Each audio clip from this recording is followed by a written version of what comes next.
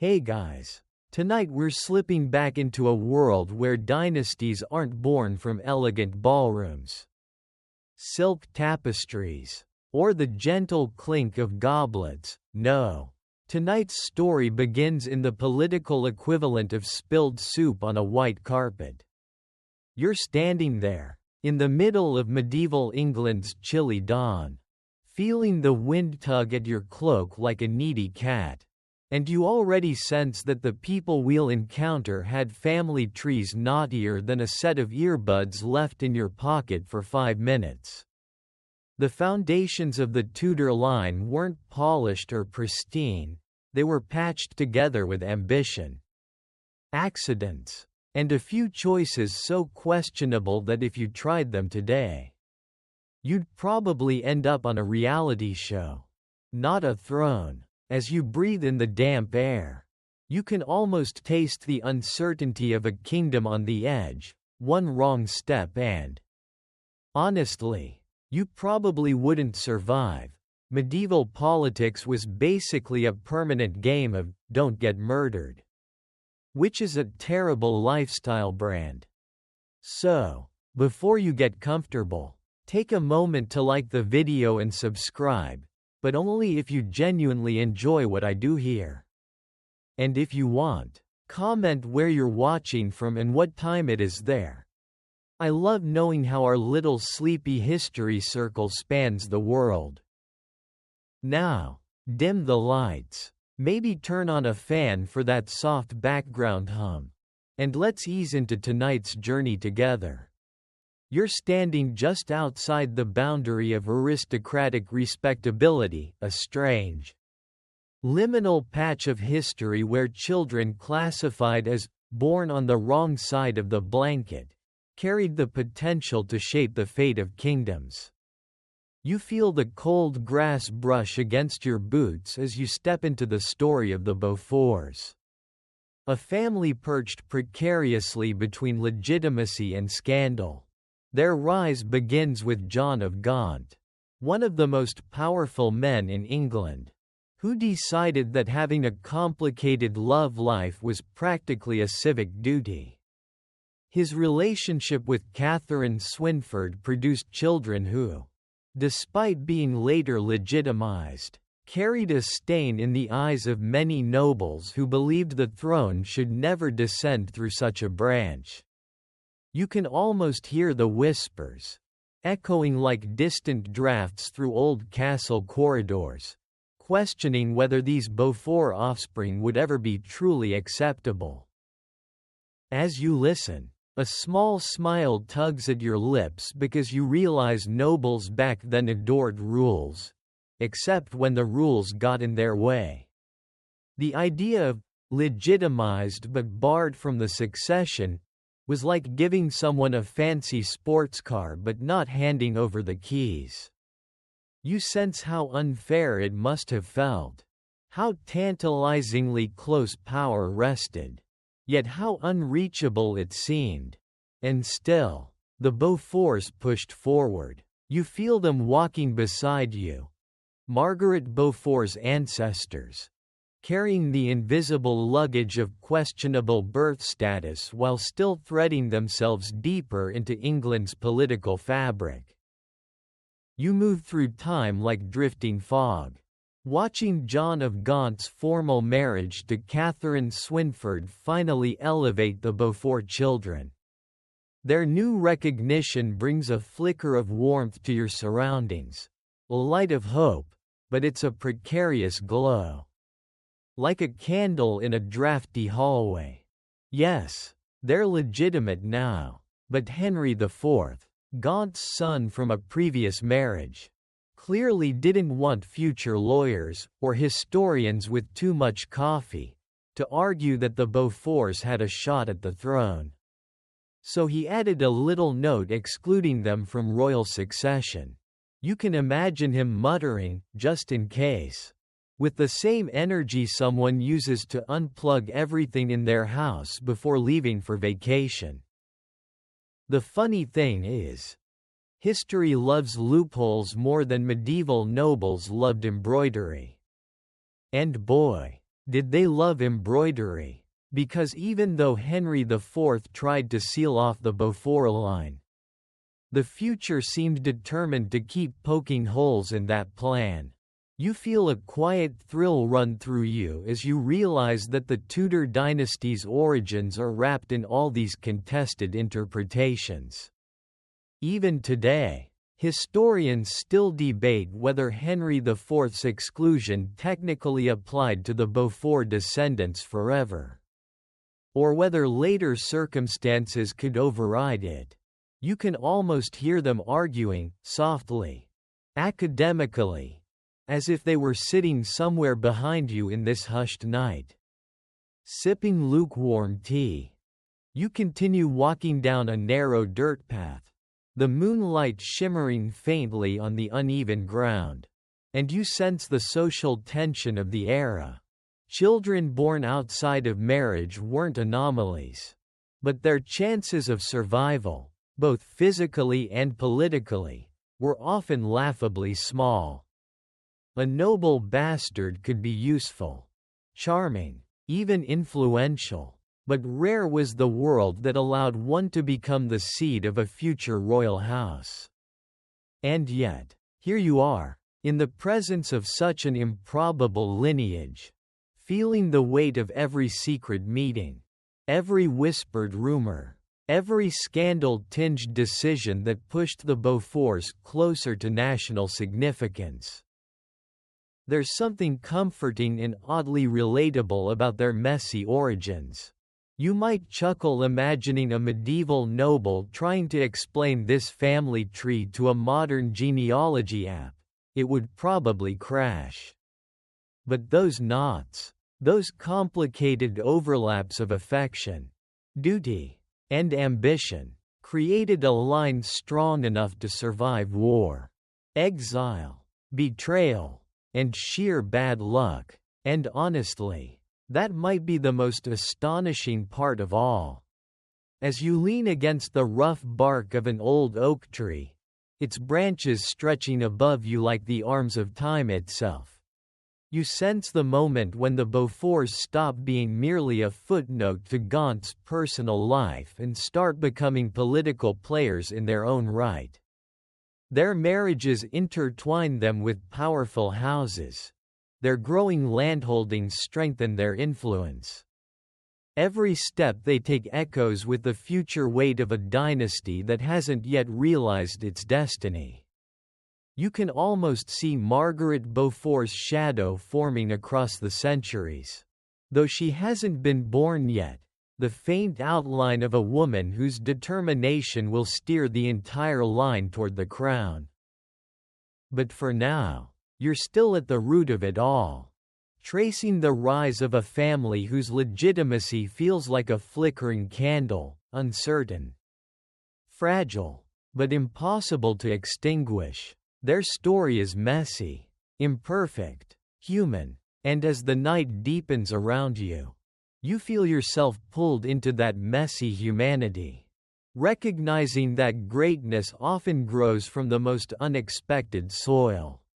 Somewhere in the distance, a rooster crows far too early, reminding you that medieval England respected sleep about as much as tax collectors respected personal boundaries. You grin softly. A dynasty is forming here, one hesitant step at a time, and you're right at its beginning. You continue walking along that moon-washed path, feeling the cool air cling to your skin as though history itself is trying to settle onto your shoulders. The Beauforts, those freshly legitimized children of John of Gaunt, haven't yet become the steady architectural beams of a future dynasty. But in this moment, you sense them learning how to gamble with the political world they've been thrust into. It's not the cheerful sort of gambling involving dice and an ill-advised weekend trip. It's the medieval, high-stakes version where losing could cost you your property, your prospects, or your head. Fun times. You step into the great halls where the Beauforts begin to calculate their position. The fire crackles low, casting a soft amber glow over polished floors. And you watch their shadows stretch across the stone like elongated question marks.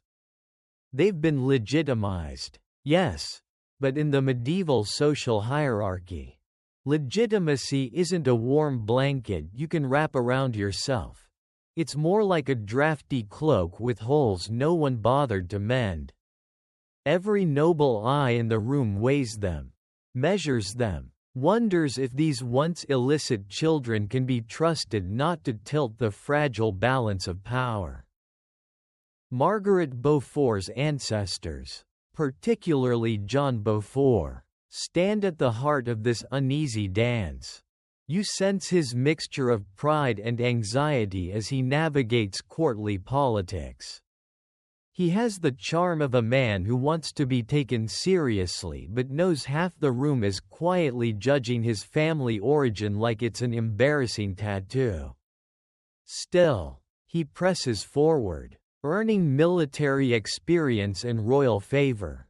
And you realize that these early moves, small as they seem, are stitching the very seams of Tudor destiny. The room shifts, and suddenly you're outside again, walking beside John Beaufort as he contemplates alliances. His breath clouds in the chilly air. He knows that to secure the Beaufort future, he needs more than legitimization, he needs strategic marriages, powerful friends, and maybe the medieval equivalent of a life coach. One of the most significant connections he forms is with the Lancastrian branch of the royal family. And you feel the gravity of that choice. Aligning with Lancaster pulls the Beauforts closer to the center of future conflict, planting them firmly in the soil where the Wars of the Roses will later erupt. You pause by a small stream, the water glinting faintly as though winking at you. Aware you're following a thread many overlook. Most people imagine dynasties sprouting from straightforward heroism or grand visions. Yet here you are, listening to water slip around stones while understanding that the Tudor line begins. In part, because the Beauforts simply refused to stay in the shadows assigned to them. They stepped forward when the political climate practically begged them to fade quietly into silk-draped obscurity. A breeze brushes your cheek, gentle, cool, persistent. It seems to murmur one of those strange facts history hides under its floorboards. The Beaufort's coat of arms originally included a curious combination of symbols that many later scholars interpreted as symbolic overcompensation. The stars, the portcullis, the bold colors, these weren't just decorative choices. They were a declaration, we belong. A quiet, confident contradiction to every whispered reminder of their illegitimate birth. You imagine the medieval version of a marketing department saying, "Branding is everything," and honestly, it still is. You move forward into a dim corridor where tapestries hang heavy, muffling every sound. In this hush, you grasp the true gamble the Beauforts are taking. Aligning with Lancaster is no small decision. Yes, it gives them proximity to royal influence. But it also means inheriting all the messy family drama that comes with it, rebellions, shifting loyalties, and the eternal question of who actually has a legitimate claim to the throne. The corridor feels tighter as you think about it, as though reflecting the political claustrophobia they must have felt. There's a faint whisper just over your shoulder, your imagination.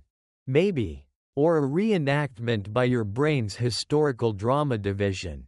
It reminds you that historians still debate whether the Beaufort legitimization should have granted them even a theoretical succession right. Some argue that because Richard II authorized it before Henry IV added the exclusion, The original ruling should hold more weight. Others insist Henry IV's amendment was final. You let the uncertainty sink into you, realizing that even centuries later, the paperwork remains as confusing as ever. Bureaucracy, it seems, survives all eras. As you turn a corner, the halls widen again, and you find yourself at a feast in full swing. The smells of roasted meat, honeyed ale, and too much perfume swirl into a haze. Laughter echoes, but you can feel underlying tension humming like a trapped insect. John Beaufort sits at the long table, smiling politely while noting which nobles greet him warmly and which do so with the same enthusiasm they might show to a questionable stew. Still, he keeps his posture straight, his gaze level, his ambition tucked neatly beside him like a concealed blade. You drift closer, hearing him discuss a marriage alliance with the powerful Neville family, a decision that will, much later, ripple out toward the Tudor claim. The Nevilles themselves are future architects of chaos. But for now they represent stability, influence, and legitimacy that can be borrowed. Like a fancy cloak for an important event. You watch John's hands as he gestures while speaking, steady, calm, but you sense the pressure beneath. Every marriage, every treaty, every word spoken here could tilt his family toward triumph or disaster. Another joke floats into your mind. The medieval nobility didn't need therapy, they had arranged marriages and political favors. You stifle a quiet laugh, though no one here would understand. Still, humor softens the edges as you continue observing the Beaufort strategy unfold.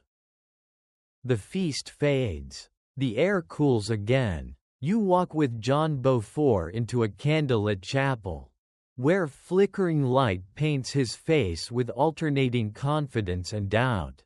He kneels to pray, not only for guidance but for a future where the Beauforts are recognized as legitimate heirs to influence. If not the throne itself. You feel the weight of that hope settle in your chest. It's delicate, the kind of hope that must be protected from both enemies and the wind. When you step back outside, dawn is brushing against the horizon, the sky warming with faint gold. You watch the Beauforts step forward into a new day.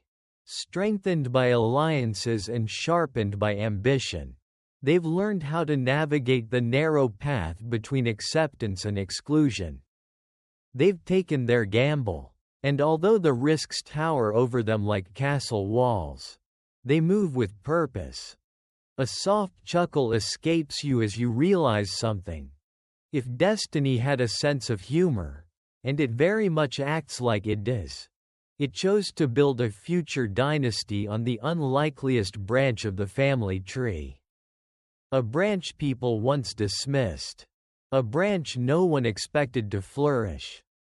But it does. And your path continues toward the next shadowed turn where another piece of the Tudor foundation awaits you.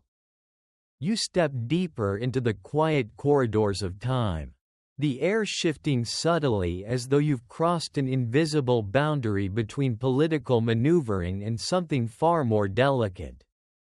The glow of candlelight softens, turning gold around the edges.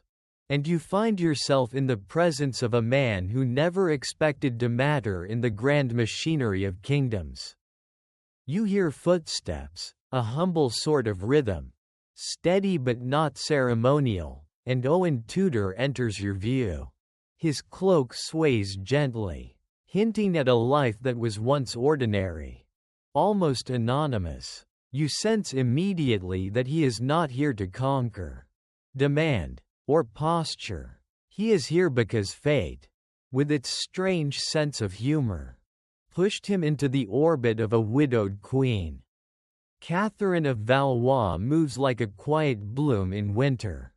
Graceful yet shadowed, you feel the weight she carries, being the widow of Henry V. The once glorious warrior king has trapped her inside a gilded loneliness. She walks the halls followed by whispers instead of companions, watched more closely than a royal treasury. And yet, when she stands near the window with moonlight resting on her hair, you sense a woman who longs for something simple: warmth, companionship, a life not dictated solely by politics and mourning rituals. You inhale slowly as the scene forms around you. A still morning in Windsor. Catherine checking on her small son, the future Henry VI, before returning to her chambers. Owen attends her as part of her household staff, a position that gives him proximity but not permission. You watch him bow, polite but not intimidated, and Catherine glances at him with a flicker of curiosity, as though seeing a familiar room suddenly painted in a slightly different shade. The moment feels gentle, almost tender, but you can sense the danger curling around it. In this era, a queen dowager choosing her own husband is about as acceptable as using a medieval manuscript as a napkin. The council wants to control her future because controlling her means controlling potential heirs. The law states that she cannot marry without the king's approval, and since the king is a child still chasing toys, the king's approval really means the council's approval, which, shockingly, they do not feel inclined to give. You watch Catherine pause near the fireplace, the heat flickering softly across her features. She speaks to Owen with the ease of someone breathing after a long time holding their breath. It's not a grand gesture, not a thunderclap of destiny. It is a small conversation, warm, human, real. You feel how starved she is for normal connection, and how much Owen, with his quiet steadiness, provides exactly that without trying.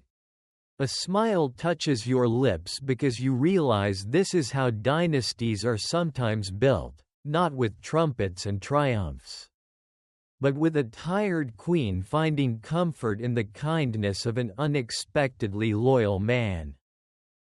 You follow them through the months that unfold like petals.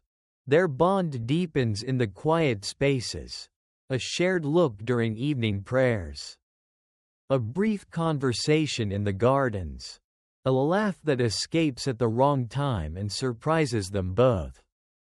These moments whisper truths that neither can publicly acknowledge. And yet, the more they try to remain within the boundaries of court decorum, the more the emotional gravity between them strengthens, pulling them gently, irresistibly. The political world around them, however, is decidedly less gentle. You pass a group of nobles murmuring like bees in a hive, suspicious of every move Catherine makes. They fear she might remarry without permission, producing children who could one day claim royal blood. The council responds with restrictions, more supervision, stricter control, the medieval version of parental locks. You can practically feel Catherine's frustration tightening the air. And here comes one of those lesser-known facts that glows faintly like a hidden gem. Many chroniclers believed Catherine became close to Owen because he once comforted her after an embarrassing fall during a ceremonial dance. You watch the scene unfold, Catherine slipping slightly, Owen stepping forward instinctively, steadying her with a gentleness rare in court life. Whether this story is true or simply a romantic flourish added by later writers, you can't help but appreciate the image. Even history softens sometimes. You step outside with them on a cold morning where frost paints the ground white. Catherine wraps her cloak tighter, and Owen walks just one respectful pace behind her.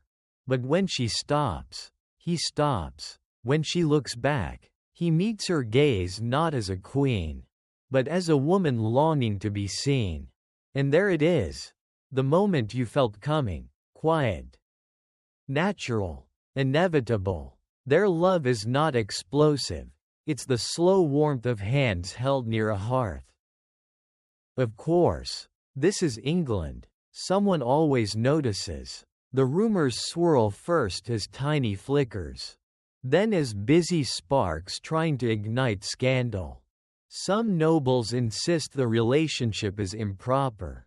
Others, with a flair for drama, claim the Tudors are angling for the throne long before they have any reason to.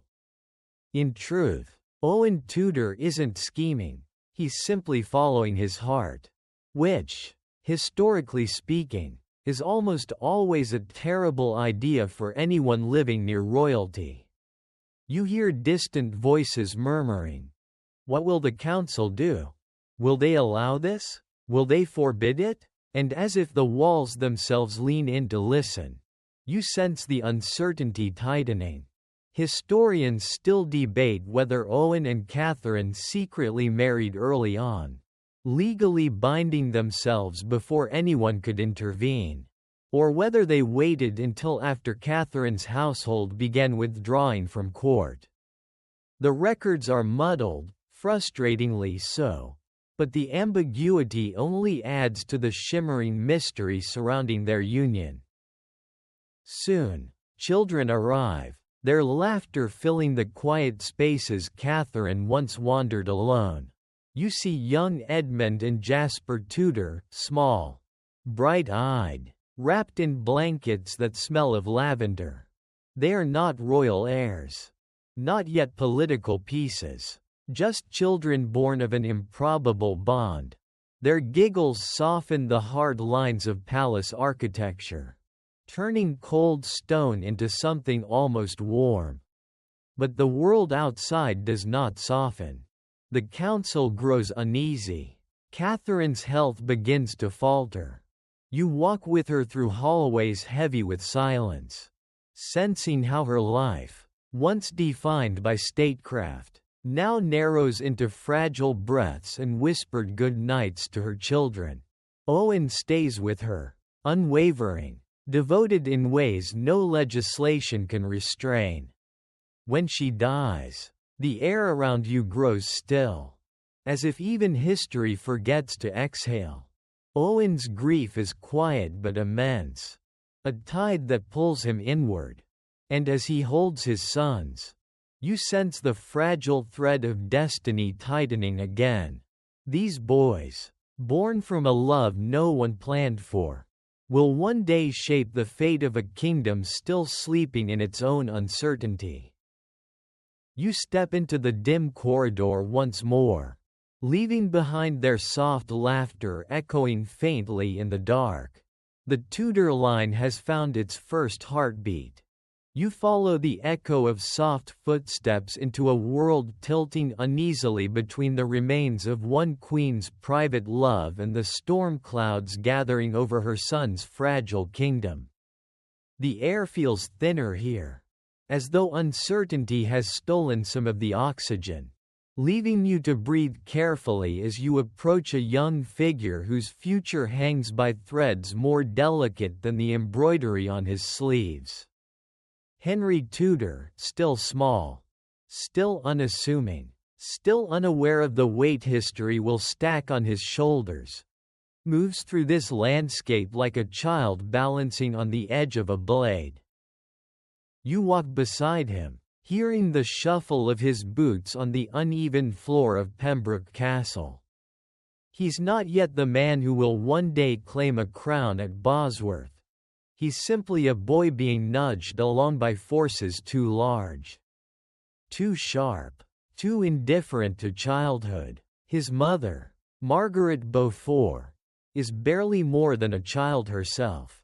17 and already carrying the full gravity of political expectation. You feel a note of awe, and maybe sympathy, as she holds Henry with that determined tenderness that only someone who has survived too many losses too young can possess. The hallways smell faintly of damp stone and burning tallow. And every shadow feels like a reminder that Henry's early life is shaped less by comfort and more by the threat of being claimed, or eliminated, by whichever faction is currently winning England's never-ending argument with itself. You sense that argument overhead, like thunder muttering in the distance. Lancaster versus York. Claim against counterclaim. Blood against blood. You step into a chamber where Henry sits at a wooden table far too large for him. Legs dangling, watching adults whisper around him with the strained caution of people juggling explosives. His guardians debate how best to protect him now that the political tide is shifting sharply against the Lancastrians. They speak of custody, alliances, and guarantees as though discussing the placement of furniture rather than the life of a child. You feel Henry's confusion drifting around you like a soft fog. He's old enough to know something is wrong but too young to understand what dynastic vulnerability truly means. One of the men mentions the Earl of Pembroke, Jasper Tudor, Henry's uncle, who stands like a flickering torch in this darkness. You watch Jasper enter the room, his presence firm, calming, protective. He kneels beside Henry, speaking quietly, reassuringly, like a man trying to convince a frightened bird that the world is not entirely claws and teeth. You sense the bond forming, a bond historians later point to as one of the steady pillars that keeps Henry alive long enough to become relevant. You step backward into memories that cling to this castle like dust. The Wars of the Roses deepen. Yorkist victories begin stacking up like an ominous deck of cards. At Towton, the snows ran red, a historical event you feel ripple through Henry's life even though he wasn't there. You hear the distant shouts of battle muffled by time. Smell the cold, iron-heavy air of a field where thousands fell. The victory at Towton places the Yorkists firmly in control, and every Lancastrian suddenly becomes a liability, including a quiet boy with Beaufort blood. A lesser-known detail drifts into the room like a stray feather. When Henry was still just a toddler, Margaret Beaufort reportedly kept a small carved charm near his cradle, a token she believed protected him from unlucky winds. Whether superstition or comfort, the object reveals something tender, almost painfully human. A young mother trying to shield her child from a world that delighted in tearing futures apart. You follow Henry outside into the courtyard where he practices walking along a stone edge, one foot in front of the other, balancing with his arms stretched out. The symbolism is not subtle. Even the breeze seems to nudge him toward or away from stability. You watch Jasper observing from the shadows, evaluating, calculating, protecting. Jasper knows that Yorkist victories mean Henry's life is now not merely vulnerable but inconvenient. And inconvenient heirs have historically short life expectancies. The urgency of safeguarding him pulses around you like a hidden drumbeat. Then the landscape shifts again. Edward IV claims the throne. And the Lancastrian world collapses like poorly stacked firewood. Pembroke Castle is seized. Jasper flees. Henry is taken into Yorkist custody. Separated from the only family member who made him feel safe. You see him led down a corridor. Hands at his sides, moving with the stiff obedience of a child who knows resistance is pointless. The walls seemed to close inward, the air thickening with the pressure of politics disguised as foster care.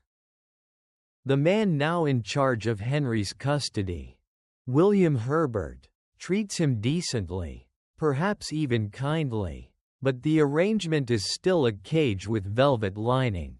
Henry is raised among Yorkists who hope to reshape him into something less threatening, or at least less Lancastrian. You sit beside him as he learns manners at a table where every gesture is observed, every slip catalogued. A servant refills his cup too slowly, and Henry glances nervously at the adults, uncertain whether the delay is his fault. Still, something inside him hardens quietly. You can feel it, a small, glowing ember of resilience. He becomes watchful, thoughtful, the sort of child who listens more than he speaks, who studies the emotional weather of rooms the way sailors study clouds. This sensitivity, you suspect, will become one of his greatest tools.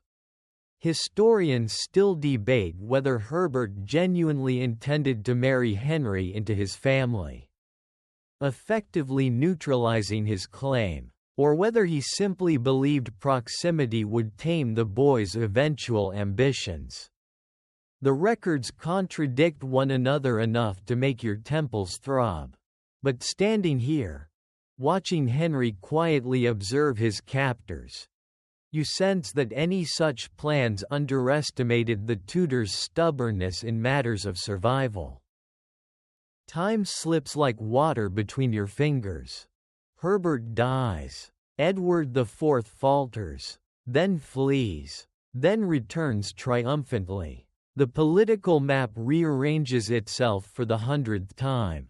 Somehow, in all this chaos, Henry survives, still slight, still cautious, but more aware than ever that he exists as a piece in a dangerous game. You walk with him to a small window where he looks out across the Welsh hills. Eyes steady, expression unreadable. He doesn't know it yet, but storms will sweep him into exile, across the Channel, into a foreign land where he'll live like a pawn waiting to become a king. But here, in this moment, he's just a boy holding onto fragments of certainty, the memory of his mother's gentleness, his uncle's protection, and the fragile understanding that his life is both endangered and essential. The wind brushing your ear feels like a whisper. Even the smallest ember, given time and shelter, can become a torch. Henry Tudor stands quietly, and the ember inside him glows just a little brighter. You feel the wind shift before the scene around you fully changes. It sharpens, carrying with it the salty breath of the sea, an unmistakable signal that the world you've been walking through is about to widen. Henry Tudor, still young, still physically unremarkable yet spiritually durable in ways no one quite expects, is about to leave England. Not triumphantly, not willingly, but out of sheer necessity. You watch him stand at the edge of a harbor, the sky bruised with early morning clouds, as the tide prepares to pull him away from everything familiar. There is no grand farewell, no trumpets, no stirring speeches. Just the quiet clatter of ropes against wooden masts and the dull thud of boots hauling supplies onto the ship that will carry Henry into a different life. You step closer, sensing how the air tastes different here, briny, unsettled, threaded with a hint of fear Henry refuses to show. He is only 14. Which is honestly far too young to be making international political escape plans. But this is medieval England where childhood is more of a suggestion than a right. Jasper Tudor's hand rests on Henry's shoulder. You can feel the urgency radiating from him.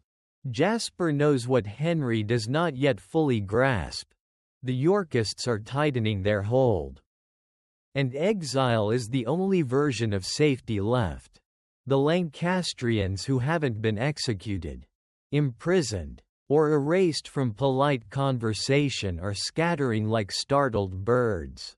Henry is no exception. If he stays, he becomes a pawn. Worse, he becomes a disposable pawn.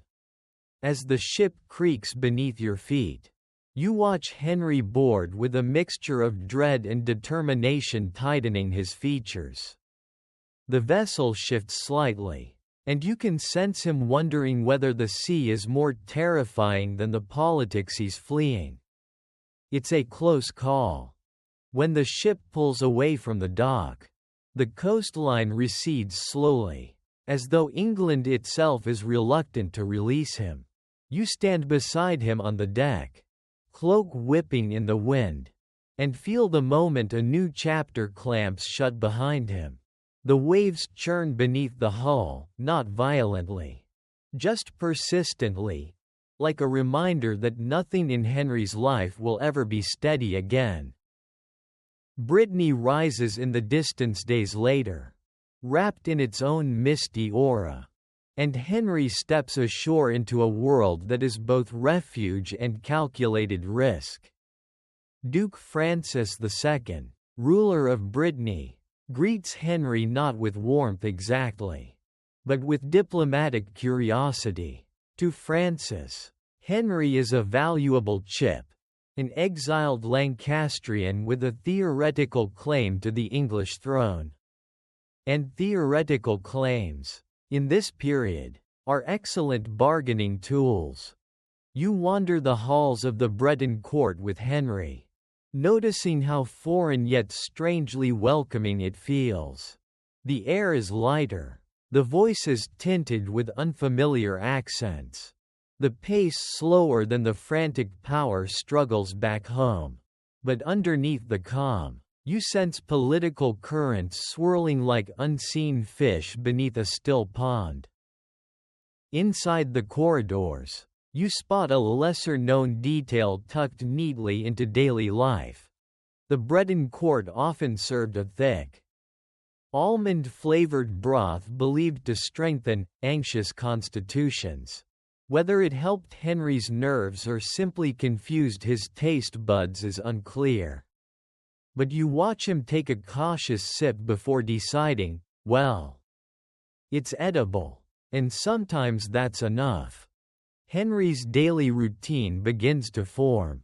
Lessons, prayer, walks along the courtyards patterned with cold stone, letters exchanged quietly with Lancastrian loyalists scattered across Europe. His world shrinks and expands at odd intervals, confined physically yet enormous in potential. You can feel the tension in him. He wants stability. Yet no stability would make him forget he is being shaped for something enormous. And Brittany is not a static sanctuary. European politics keeps trying to tug Henry this way or that. The French court eyes him as a potential asset. The Yorkists send envoys demanding custody, arguing that Henry is dangerous. Duke Francis listens politely to both sides while moving Henry like a chess piece he refuses to surrender. Historians still debate whether Francis genuinely intended to protect Henry or simply enjoyed the negotiation leverage. Some argue he believed deeply in Lancastrian legitimacy. Others claim he saw Henry purely as diplomatic currency. As you watch Francis pacing in a dim council chamber, stroking his beard thoughtfully, you realize both interpretations fit comfortably. Humans, especially powerful ones, rarely operate with just one motive. You follow Henry out into the castle gardens where winter has scraped most of the color away. Frost clings to dormant hedges, crunching faintly under your boots. Henry stands still for a moment, his breath forming pale ghosts in the cold air. He has been in Brittany long enough now to understand that exile is not an emotional pause. It's an active process, constant waiting, constant listening, constant readiness. You sense how the isolation shapes him, sharpening his patience like a blade being honed slow and steady. But the pressure rises again when Edward IV sends another request for Henry's return. This time with incentives that border on bribery.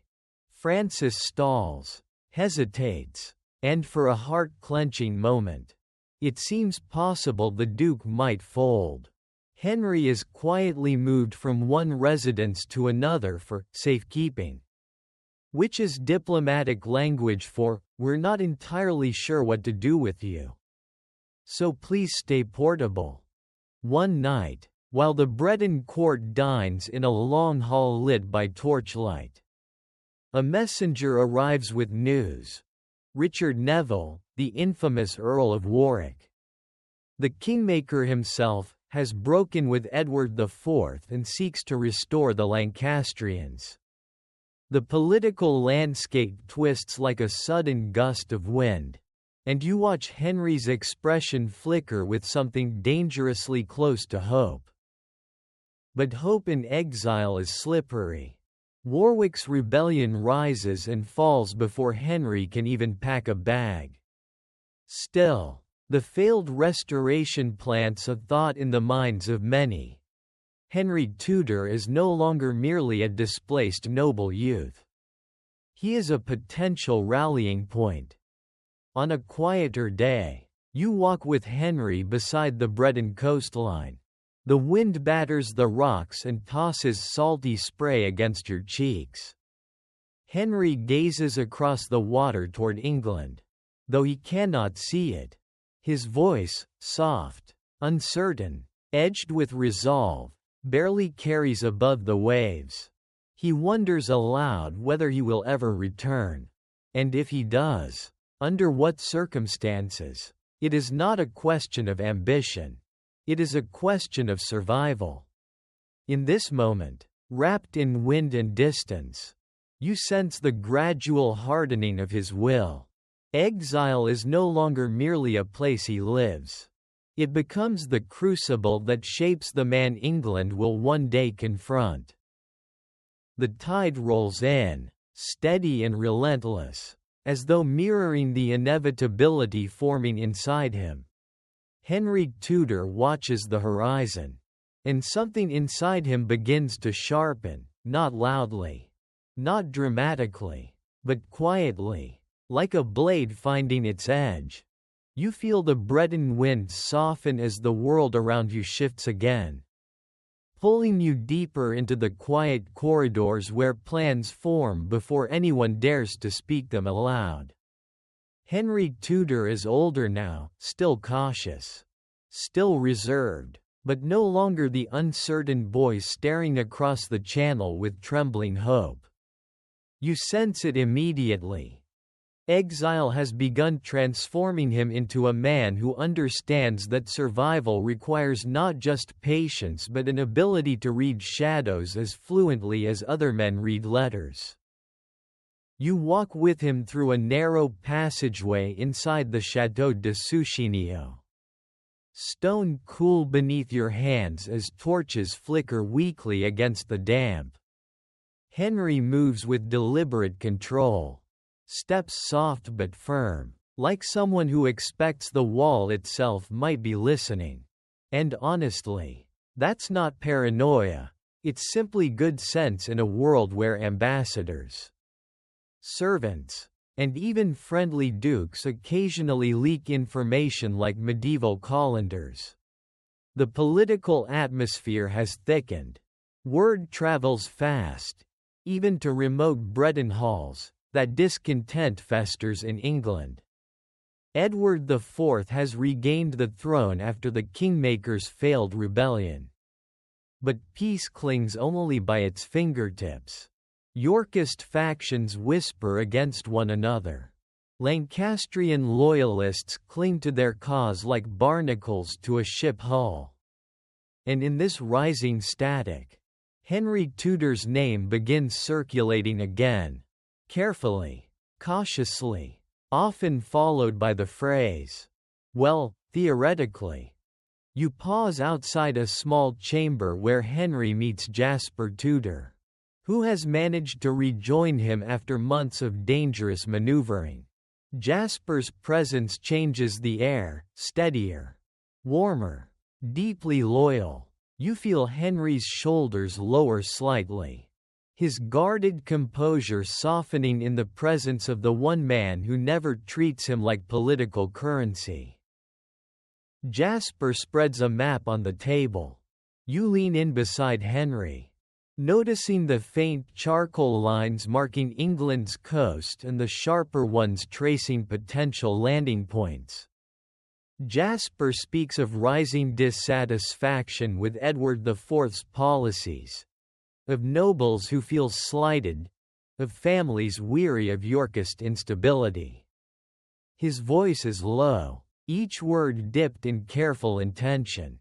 A plan is forming, not fully, not confidently, but undeniably. You sense Henry listening in that intensely quiet way he has learned, absorbing everything while revealing nothing. The major historical event hiding just beyond this moment comes into view like a lantern catching the edge of a dark room. Edward IV's health is beginning to falter. Rumors of his declining condition slither through courts like restless serpents.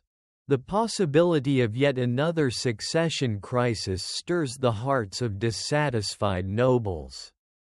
And some begin to wonder, quietly, too quietly, if Henry Tudor, with his Beaufort blood and unblemished reputation, could become a unifying figure. Of course, none of these nobles have met Henry recently. They imagine a dashing claimant, maybe a bold commander. Instead, they would find a man who practices humility like a hobby and whose idea of inspiring leadership often involves silently observing people until they feel uncomfortable. Still, sometimes that's exactly the energy a divided kingdom needs. You follow Jasper and Henry into a dimly lit gallery where the windows look out across the Breton marshes. Jasper explains that certain English envoys have begun sending veiled inquiries, not outright promises. Not commitments, but subtle feelers asking whether Henry might consider returning if circumstances allow. Henry listens with that restrained expression that suggests both interest and a desire not to get prematurely murdered. But plots rarely ferment smoothly. The French court begins sniffing around again, curious whether Henry could be used to pressure Edward IV. Brittany, meanwhile, tries to maintain custody while ensuring neither England nor France becomes hostile. You feel the tension building like humidity before a storm, slow, sticky, impossible to ignore. A lesser-known fact floats into the scene. At one point, Breton officials secretly relocated Henry to a fortified house far inland after rumors spread that Edward IV had sent assassins disguised as merchants. The story may sound dramatic, because it is, but you watch Henry's expression as he's quietly moved in the night. Cloak pulled tight, boots muffled on cold stone. He does not panic. He has learned the strange rhythm of living as a political prize. Sometimes you must relocate at midnight without asking questions. You feel a faint smile tug at your mouth. Medieval life was basically a long-term escape room with worse lighting. Inside this hidden residence, Henry meets a group of Lancastrian loyalists who have traveled dangerously far just to speak to him. You observe them. Older men with haunted eyes. younger ones with nervous energy. All loyal to a cause that has been defeated more often than celebrated. They look at Henry as though he is not merely a person but a possibility. And Henry, to his credit, does not crumble under their expectations. He listens, asks questions quietly, and nods with a seriousness that suggests he understands the magnitude of what they're proposing, even if the proposal is still wrapped in cautious hypotheticals. One man suggests that if Edward IV dies unexpectedly, the Yorkist court may fracture, leaving an opening for a Lancastrian restoration. Another notes that Margaret Beaufort, Henry's mother, still works tirelessly from within England to keep his claim alive. Every message she sends is carefully coded. Every ally she gains is another brick laid invisibly in Henry's future. Historians still debate how much coordination occurred between Henry and Margaret during this period. Some argue they communicated through an intricate web of letters passed via merchants and clergy. Others believe the correspondence was far thinner than legend suggests. Watching Henry now, face calm, eyes sharp, you suspect the truth lies somewhere in between. The scene shifts to a quiet rooftop overlooking the Breton coastline. Henry stands there alone, the wind tugging at his cloak. Clouds rolling overhead like slow-moving giants. You step beside him, feeling the cold settle deep. He is thinking, not merely about survival now, but about what leadership would require. You sense him weighing each idea with meticulous care, as though afraid a single reckless thought could shatter everything. Far below, waves crash rhythmically against the rocks. A gull cries overhead, too loudly, reminding you that medieval soundscapes were rarely as romantic as painters later imagined. Henry closes his eyes briefly, and you realize he is replaying every lesson exile has taught him: patience, discretion, endurance. He knows he cannot simply march into England with a handful of hopeful loyalists. He needs timing, he needs alliances, he needs England to be ready for him. The darkness deepens around you. Not threatening, just enveloping, the kind of darkness in which ideas germinate. And then, one evening, a secret visitor arrives, an envoy of the Duke of Brittany. Carrying a message whispered into Henry's ear. French envoys have renewed interest in supporting him. Perhaps money, perhaps troops, perhaps nothing but polite encouragement dressed as promises.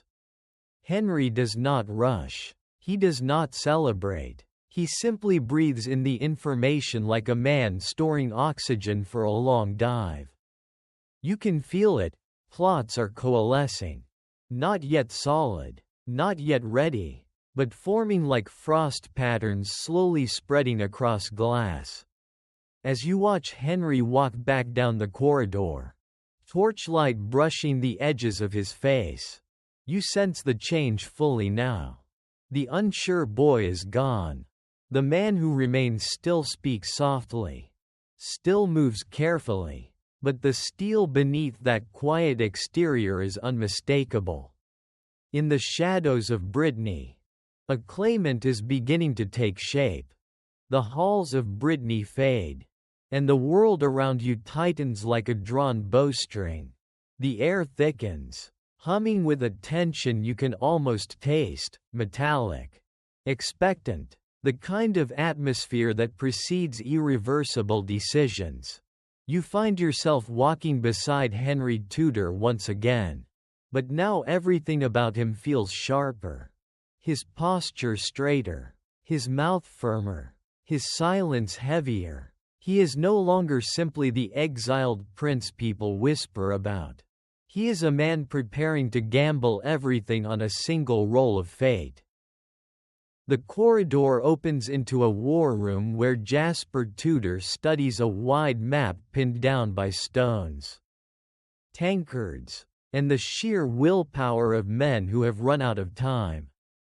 You feel the room's pulse, low, steady, dangerous. Messengers come and go, boots scuffing the floor, bringing news from France, from Wales, from the restless hearts of English rebels tired of Richard III's tightening reign. Richard's seizure of the throne after Edward V's disappearance has left England rattled. Like a bell rung one time too many. The uncertainty spreads through you like a cold draft. Everyone knows the story. The princes in the tower vanish.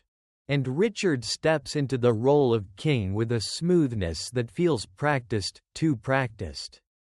Whether guilt or circumstance shaped the moment, no one agrees. But what they do agree on is that England has grown uneasy beneath his rule. And uneasy kingdoms produce opportunities. You watch Henry lean over the map. His eyes trace the coastline, the river routes, the Welsh borderlands where he hopes to gather old loyalties. He listens to Jasper describe troop numbers with calm calculation, as though discussing weather rather than the terrifying arithmetic of battle. You can almost hear Henry's thoughts clicking into place, quiet gears turning with the relentless precision of someone who has waited years for this exact moment. A lesser-known detail drifts into the room like a candle flicker. During these preparations, Henry supposedly carried a small wooden rosary his mother had once given him, worn smooth from years of anxious thumb circling. You catch a glimpse of it for a moment, hanging from his belt, half hidden. A reminder of Margaret Beaufort's unwavering belief that her son was meant for something greater. A reminder of all the threads pulling him toward the throne long before he dared imagine himself worthy of it. You step outside with Henry into the night air as the Breton troops, small but committed, assemble for departure. French support, although not overwhelming, provides weapons, ships, and a sense of legitimacy that feels like a second spine. You watch Henry inhale slowly, absorbing the weight of what's coming. He knows that if he loses, he will likely die. If he wins, England changes forever. The sea crossing is rough, as though testing whether Henry is truly determined. Waves slam against the hull, wind slicing across your face, ropes groaning with the strain. Henry stands near the rail, teetering somewhere between seasick and resolute. You sense his thoughts drifting to Wales, his homeland, where he hopes men will rise for him. But hope is a fickle ally. The Channel does not care about dynastic ambition. Still, the ship reaches Milford Haven safely, and you step onto Welsh soil with Henry, the ground feeling both foreign and familiar under his boots. The air smells of heather and distant rain, heavy with memory of Jasper's old strongholds, of Lancastrian loyalty, of roots reaching back long before exile. The march begins. You walk with Henry and his small, determined army through winding Welsh roads lined with stone walls and quiet villages. Men join gradually, not in dramatic waves but in steady trickles. Like water finding its way into cracks, Henry's promise of legitimate rule, stability, and a return to something resembling order resonates across old loyalties. Jasper rides beside him, steady as ever, whispering strategies and reminders of families who might still be persuaded. But uncertainty trails you like a silent companion. Some Welsh lords hesitate, Their loyalties split between past allegiances and present caution. Others watch Henry pass with unreadable expressions, offering no pledges. Yet the army grows, slowly, steadily, enough that the possibility of success begins to feel tangible. Historians still debate the exact size of Henry's forces at this stage. Estimates range widely, some say 2,000.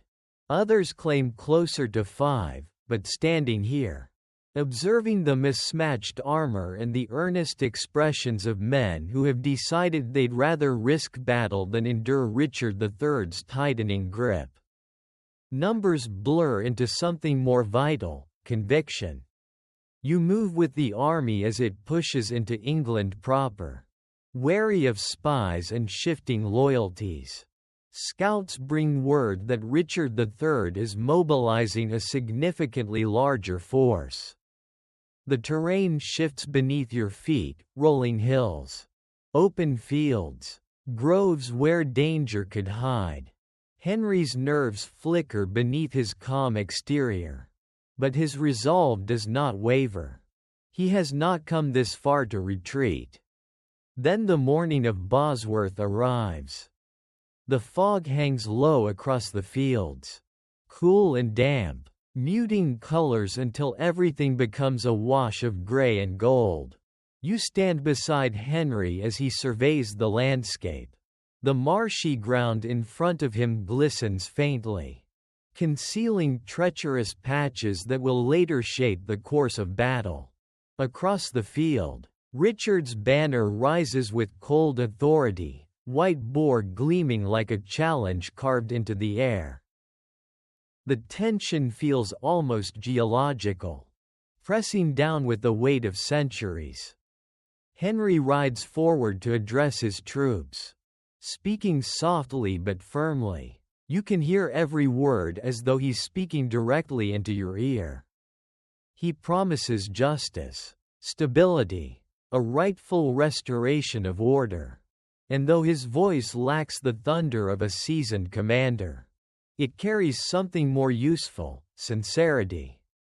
The battle erupts with a violence that shocks your senses despite the soft haze of the morning.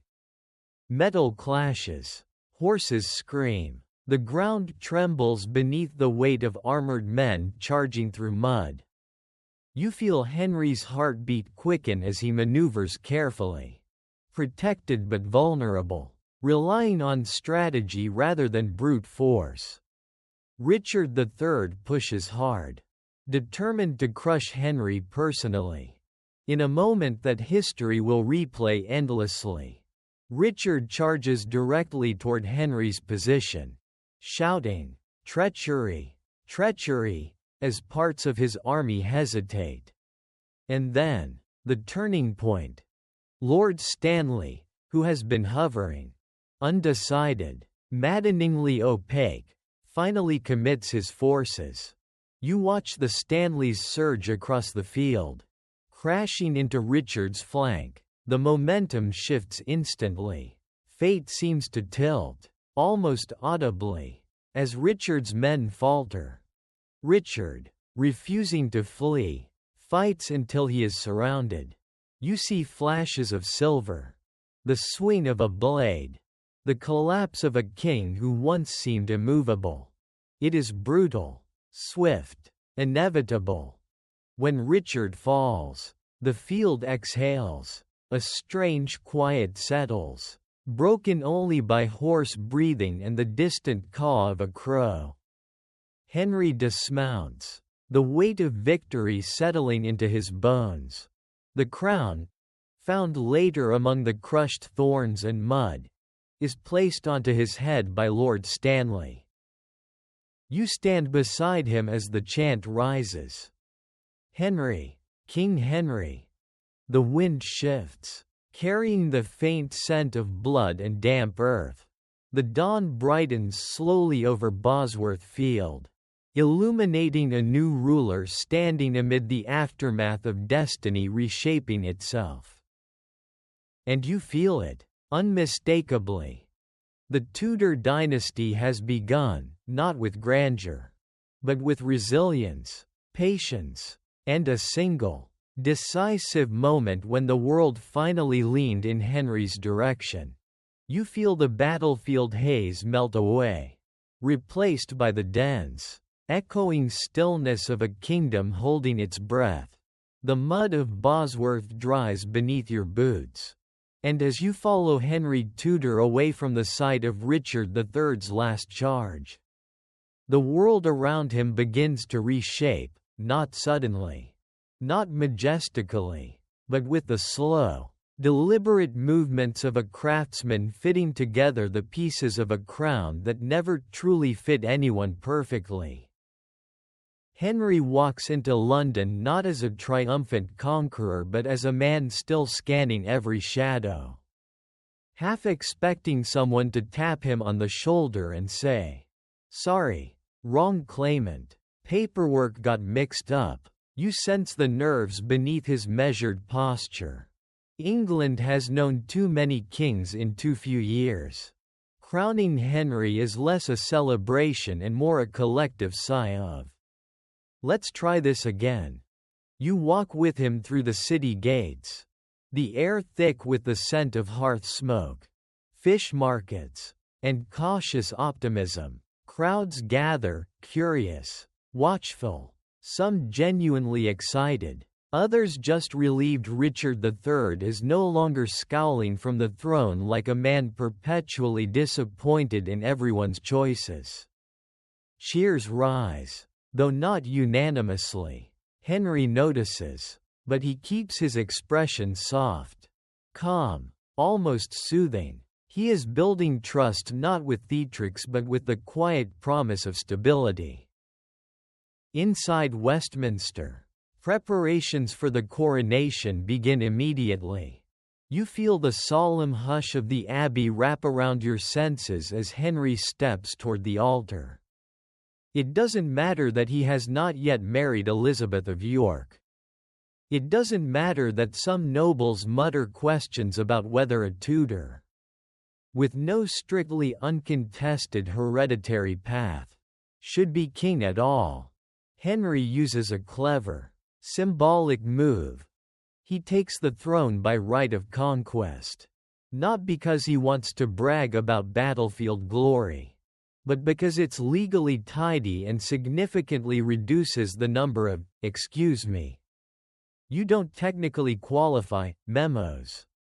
The coronation glitters around him, incense drifting through the air, jewels sparkling under candlelight, chants reverberating like heartbeats. You feel Henry's shoulders loosen ever so slightly as the crown settles into place. Not triumph, not relief, just purpose. But ruling requires more than a ceremony. You wander with him through the early corridors of his reign, where the scent of parchment, sealing wax, and cautious diplomacy hangs thick. Henry begins stabilizing the realm like someone carefully repairing a cracked vase, slow, meticulous, praying no one bumps the table. He calls Parliament, who, perhaps exhausted by chaos, recognizes his claim retroactively and affirms his legitimacy. A smart move, because nothing says, "I'm your rightful king," like getting the legislature to backdate your qualifications. You observe Henry's financial policies taking shape. And yes, he is frugal, painfully frugal, the kind of frugal that would clip coupons if coupons existed. His priority is simple: rebuild the treasury. After decades of war, England's finances resemble a badly used cauldron, scraped, dented, and barely functional. Henry begins tightening revenue collection, implementing fines, and revitalizing royal income streams. It's not glamorous, but the coffers begin to breathe again. A lesser-known detail floats around you like dust illuminated by sunlight. Henry insisted on incredibly detailed household expense logs, down to minor food purchases and servant wages. These records were so precise that one archivist centuries later joked they were the medieval equivalent of Henry keeping every grocery receipt, just in case. It doesn't fit the image of a charismatic monarch, but it fits Henry perfectly: careful, deliberate, always aware that wealth is power and poverty invites vulnerability. You walk into a council chamber where Henry meets with advisors, trusted men like Archbishop Morton and the polished, calculating Sir Reginald Bray. These figures become the machinery of his governance, smoothing rough edges, balancing noble interests, and quietly ensuring no one gets comfortable enough to spark another civil war. Henry listens more than he speaks. His questions are measured, his decisions precise. He rules not with flamboyance but with persistent pressure, like water shaping stone. And yet, beneath the careful governance, danger hums. Richard III's supporters haven't vanished. Some flee abroad, others whisper in taverns, still others cling to the idea that the Yorkist line is not extinguished, merely displaced. Pretenders will come later, oh, they will come, but even now the air feels charged, as though the kingdom is waiting to see whether Henry's victory was a mere gust of luck or the beginning of a stable wind. Historians still debate just how quickly Henry began planning his marriage to Elizabeth of York after Bosworth. Some believe it was his intention long before the battle, part of a quiet strategy to heal the divide between Lancaster and York. Others argue he delayed the marriage deliberately, ensuring he was crowned independently first so no one could claim he owed the throne to her lineage. Knowing Henry as you do now, cautious, calculated, always thinking 3 steps ahead, you suspect both motives lived comfortably side by side. You walk with him through the palace gardens one evening, where lanterns swing gently in the wind. Henry pauses beneath an arch of late-year roses, petals dropping like soft reminders of the beauty and fragility intertwined in his new rule. He thinks of Margaret Beaufort, her unwavering devotion, her relentless work behind the scenes. You can feel her presence like a distant heartbeat guiding him. She is not merely his mother, she is the architect of his destiny. And Henry governs knowing her eyes assess every decision. But peace is not built in a day. And Henry knows it. You sense the strain in his shoulders each time a letter arrives reporting unrest or noble agitation. He responds to these challenges not with brute force, but with strategy, reclaiming lands, adjusting titles, rewarding loyalty cautiously, punishing treachery quietly but decisively. His justice is not theatrical. It is efficient. One morning, you accompany Henry into the royal wardrobe, where tailors fuss over fabrics for upcoming ceremonies. Among them is a bolt of rich cloth of gold, shimmering like fire caught in silk. Henry touches it thoughtfully, then chooses something simpler, less flash, more control. You almost smile. Even in clothing, he avoids unnecessary risks. Yet for all his caution, there are moments when he allows himself hope, soft, tentative, fragile, hope that England can be stitched back together, hope that his rule will not dissolve into another cycle of bloodshed, hope that the Tudor name, once obscure and precarious, can become the foundation of something lasting. Night falls gently as you follow him through the quiet halls of Westminster. Torchlight dancing off stone, The sounds of the city drift faintly, carts rolling, dogs barking, the distant hum of life adjusting to a new monarch.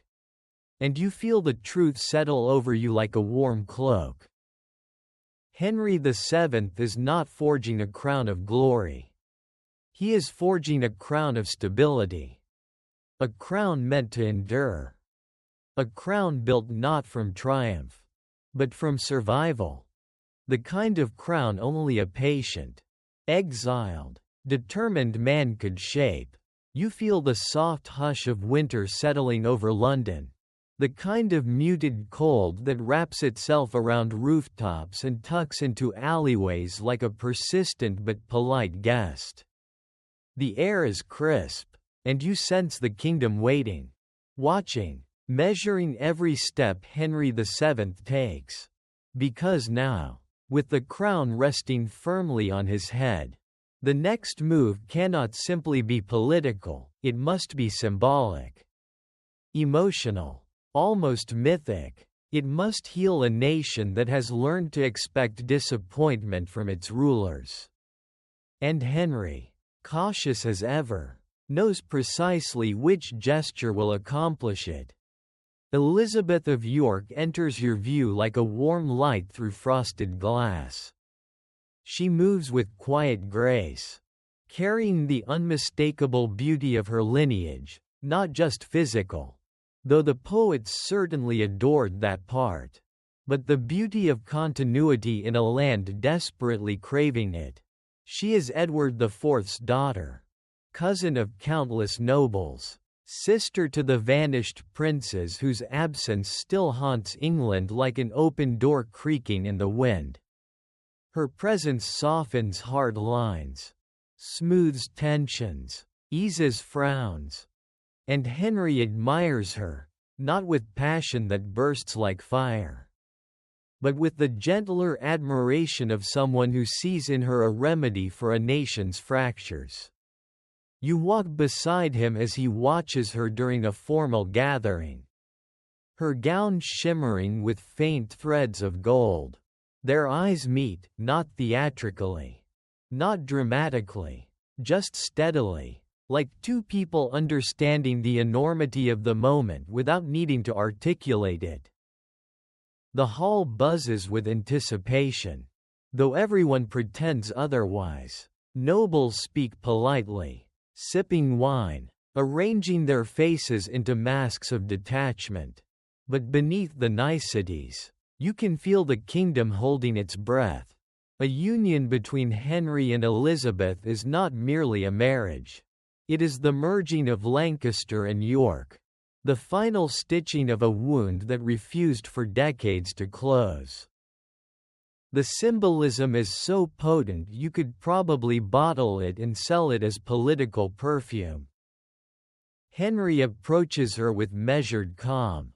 You sense the warmth in his tone, the steadiness in his manner. Elizabeth responds with equal composure. Though there's a glimmer in her eyes, curiosity, perhaps, or hope. The Tudors may not be a glamorous old dynasty, but Henry has something many men in England lack: stability. And Elizabeth, raised in a tumultuous household of shifting loyalties, understands the value of someone who walks carefully instead of carelessly. But before the wedding can be arranged, Henry must navigate legalities with the same precision he uses for everything else. Parliament affirms Elizabeth's legitimacy, formally erasing any stain lingering from her father's earlier political disputes. You watch Henry reading the official documents by candlelight, the glow highlighting his focused expression. This isn't romance. This is restoration, reconciliation, strategy, woven together so tightly you cannot separate them. And then the wedding day arrives. Westminster Abbey opens its doors to a morning of golden light. Dust motes drifting through stained glass like blessings suspended in air. You walk beside Henry as he steps toward the altar. His breath steady, his shoulders squared with purpose. Elizabeth approaches from the opposite side, her steps soft yet unwavering. The ceremony itself is surprisingly quiet, no dramatic outbursts, no political thunderclaps, just two people standing at the center of a kingdom's hopes, speaking vows meant not only for each other but for England itself. When the Archbishop anoints them, you feel the weight of history shift just slightly, as though the very air recognizes the moment's significance. Lancaster and York, once symbols of bloodshed, now entwine themselves around the couple like ribbons. Their marriage promises an end to civil war not through force, but through unity. A lesser-known detail glimmers faintly. The wedding ring Henry gave Elizabeth was deliberately simple. Made of pure gold with no jewels. Chroniclers note it subtly, hinting that Henry wanted the symbolism to be unmistakable. This was not ostentation. It was sincerity, commitment, a grounding gesture in a world that had been anything but grounded. After the ceremony, the celebrations unfold with cautious joy. You wander through the great hall where musicians played tunes that seem almost shy at first, as though unsure whether merriment is truly appropriate after so many years of conflict.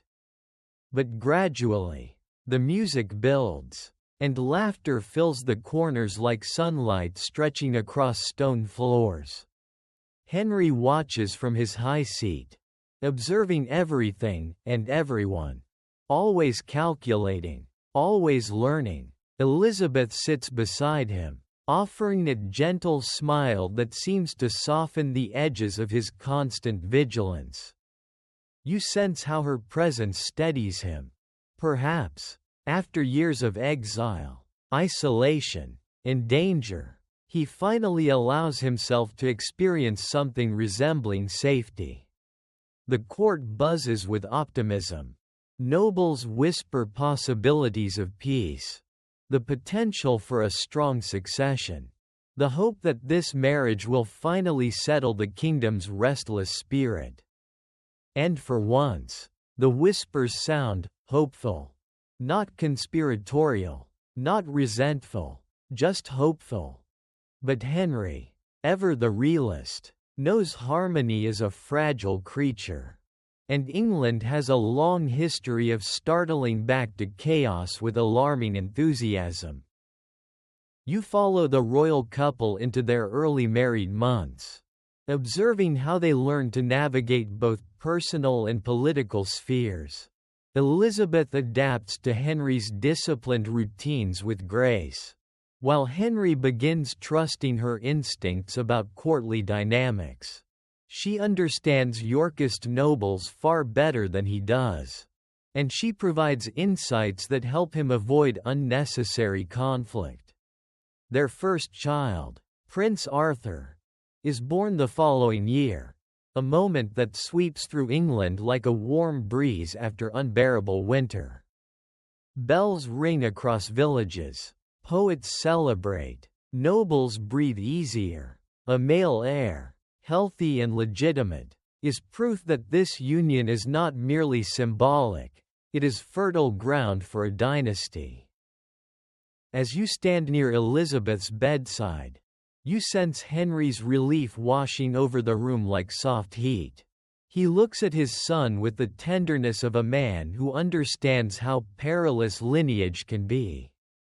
You feel Margaret Beaufort hovering proudly nearby, managing the logistics of royal motherhood with the enthusiasm of someone who believes God personally assigned her to ensure the Tudors thrive. Historians still debate the emotional dynamics between Henry and Elizabeth, whether theirs was a deeply affectionate marriage or a primarily strategic partnership softened by mutual respect. Letters are scarce, contemporary descriptions vague, yet standing here, watching their interactions, you notice something undeniable. the calm they bring each other, the ease, the quiet trust that forms gradually, like dawn spreading across a slow winter morning. One evening, you find Henry in a dim room studying letters from various nobles, some pledging loyalty, others offering diplomatic opportunities. He folds each parchment with almost ceremonial care. Elizabeth enters, placing a hand gently on his arm. He doesn't startle, he doesn't tense, he just looks at her, softening slightly. And you understand everything necessary about their marriage in that moment. Two people carrying the weight of England, sharing the burden. The marriage of Henry VII and Elizabeth of York is not a love story told with fireworks. It is a love story told with stitching, quiet, patient, strong. The joining of two houses once drenched in rivalry now woven into one tapestry. And as you stand in the soft glow of candlelight, listening to distant music fading through the halls, you recognize how profoundly simple the truth is. Sometimes, a kingdom doesn't need a hero. It needs a family. And the Tudors, stitched together by choice and fate, are becoming one. The soft glow of Henry and Elizabeth's joined future dims slightly as you step forward into a space where the air grows heavier again, denser with suspicion, political tremors, and the stubborn persistence of people who absolutely refused to stay defeated. Because while Henry VII dreams of a peaceful kingdom, England has other ideas. Rivals linger in the shadows. Some with genuine claims, others with claims made of smoke and confidence. And you can feel Henry's awareness of them like a constant whisper against the back of your neck. You follow him through the stone corridors of Westminster as he reads report after report, each telling of some fresh spark of rebellion, or, more accurately, wishful thinking disguised as rebellion. The ink seems barely dry before another messenger arrives breathlessly with new rumors. Someone, somewhere, is whispering about a surviving Yorkist prince. Someone else swears a mysterious claimant has royal bearing and suspiciously good cheekbones. And another man insists he saw a boy in Burgundy who looks exactly like young Richard, Duke of York.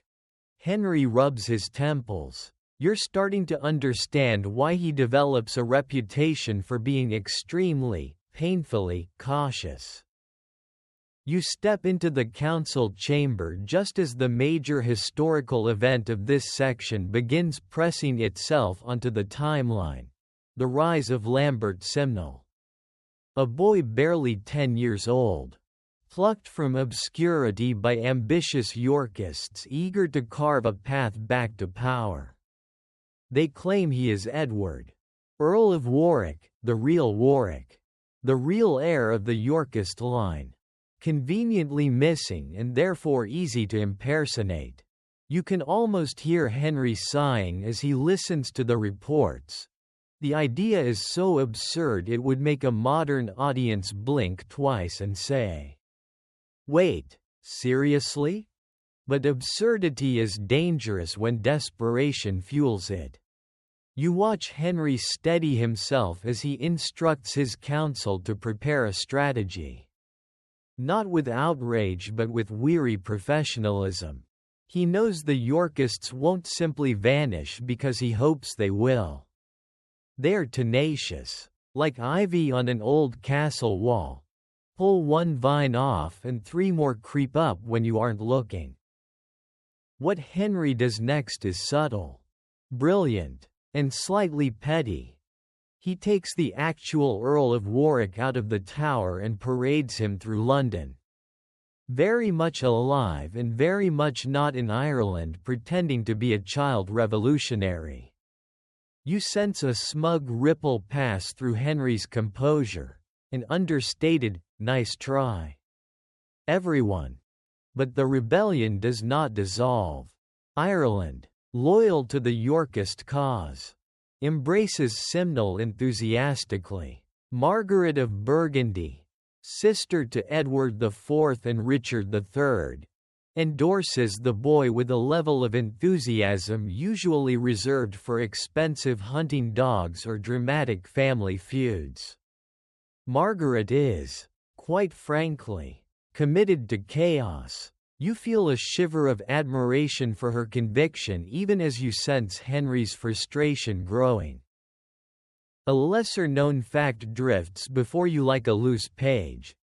When Simnel was crowned King Edward VI in Dublin, his crown reportedly came from a statue of the Virgin Mary, lifted carefully and placed on his head because no real crown was available. The symbolism is almost too on the nose. A pretend king crowned with borrowed holiness. The rebellion crosses the sea. You march with Henry's forces towards Stoke Field.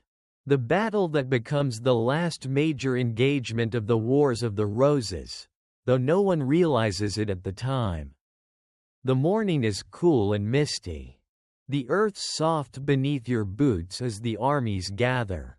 Henry surveys the landscape not with panic, but with the nervous calculation of a man who has already survived one decisive battle and would very much prefer not to repeat the experience. The fighting erupts with brutal urgency, arrows slicing through fog. Men shouting commands swallowed almost instantly by the thunder of advancing troops. You feel Henry's tension coiled tighter with each moment. The Yorkist mercenaries fight fiercely. But Henry's forces hold firm. Pushing slowly, then powerfully. The tide shifts. Stoke becomes a brutal, conclusive victory. Simnel's rebellion collapses.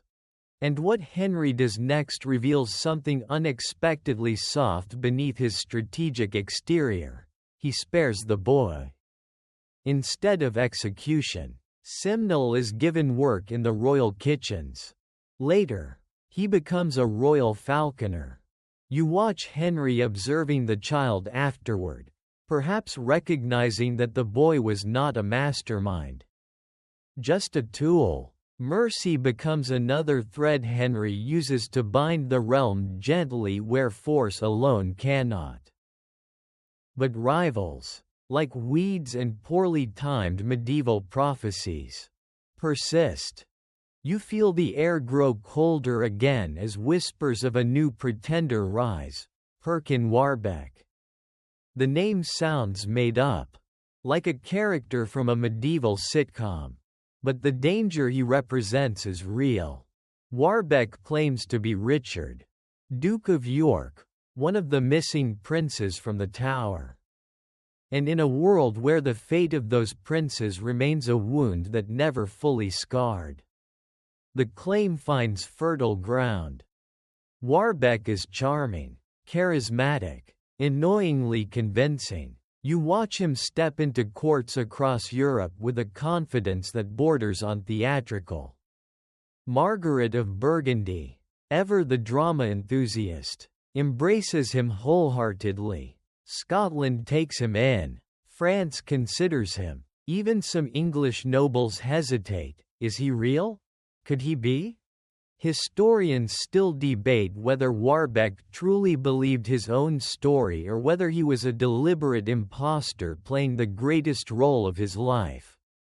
You stand beside Henry reading a fresh report about Warbeck's antics, and you suspect Henry would check the nearest wall for structural integrity if another pretender arises.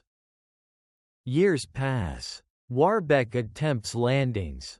He fails. He tries Scotland. He fails. He tries Cornwall, where tax rebellion fuels a brief surge of support, and he fails again. It is hard not to respect his commitment to not succeeding. Eventually, he is captured. Henry questions him personally. finding a young man shaped less by royal destiny and more by opportunistic tutoring. This time, Henry shows mercy once more. At first, Warbeck is allowed to live under supervision, but when he attempts escape, testing Henry's patience one time too many, the outcome shifts. The Tower accepts him, and soon, the executioner does. You feel Henry's exhaustion settle into the air like evening frost. Rivals have tested him relentlessly, not because they are formidable, but because instability is sticky, clinging to England long after the wars should have ended. But slowly, gradually, the kingdom stops looking backward. The noise fades, the plotting quiets, the Tudors, once precarious, begin feeling permanent. You walk with Henry through Windsor Gardens at dusk. His steps are slower now, but the calm in his posture is unmistakable. England isn't fully healed, but the bleeding has stopped. For the first time, perhaps, he can breathe without expecting another pretender to pop up like an inconveniently timed festival puppet. The last light of evening rests softly on the roses, and you sense Henry feeling something he rarely allows. Relief. Quiet, cautious, but real. The evening air around you shifts again, settling into a quieter, more intimate rhythm, the kind that hums softly through palace nurseries and whisper-lined hallways. The battles, the pretenders, the political storms of Henry VII's early reign recede, replaced by something almost tender, the shaping of a future king. You feel yourself drawn into the heart of the Tudor household, where Prince Arthur, England's carefully crafted symbol of unity, begins his journey toward the throne that everyone assumes he will inherit.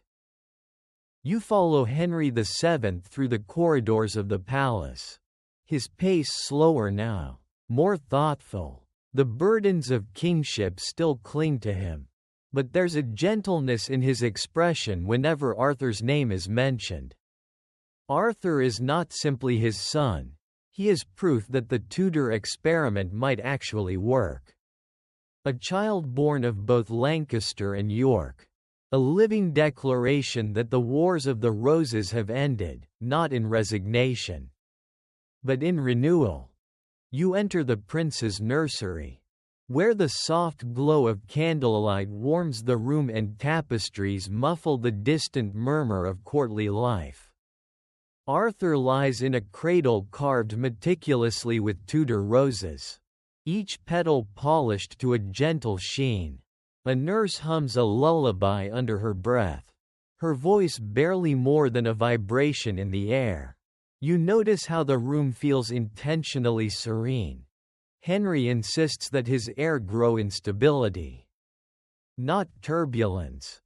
One of the major historical events of this period takes shape here: Arthur's formal education. Henry and Margaret Beaufort orchestrated with the precision of master planners arranging an elaborate chessboard.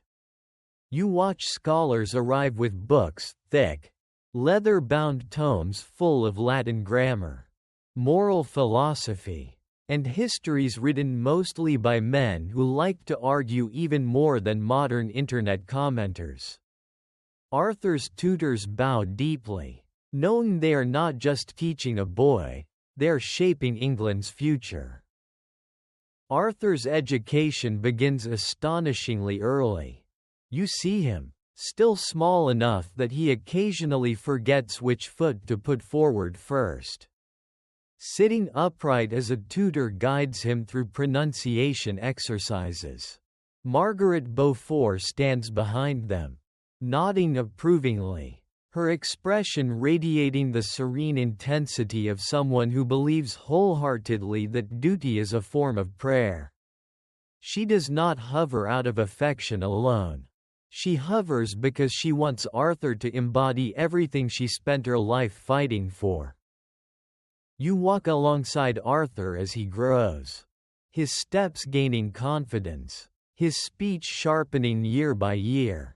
He reads voraciously, studies tirelessly, and absorbs lessons like a sponge dipped into centuries of royal expectation. And yet, beneath the polish, you sense something deeper. A gentleness in his demeanor. A steadiness in the way he approaches tasks. This is not a child destined to rule through fear. You pause as tutors teach him riding in the palace courtyard. The sunlight glinting off his training armor. The horse is patient, clearly selected for its calm temperament, because no one wants the heir of England launched into a hedge before lunch. Arthur adjusts his position carefully. His posture already bearing hints of quiet dignity. Applause rises from the small gathering of noble onlookers, who nod approvingly as though they personally contributed to his balance. A lesser-known fact floats to you here. Arthur's handwriting became so refined and elegant that later archivists marveled at how unusually neat it was for a medieval prince.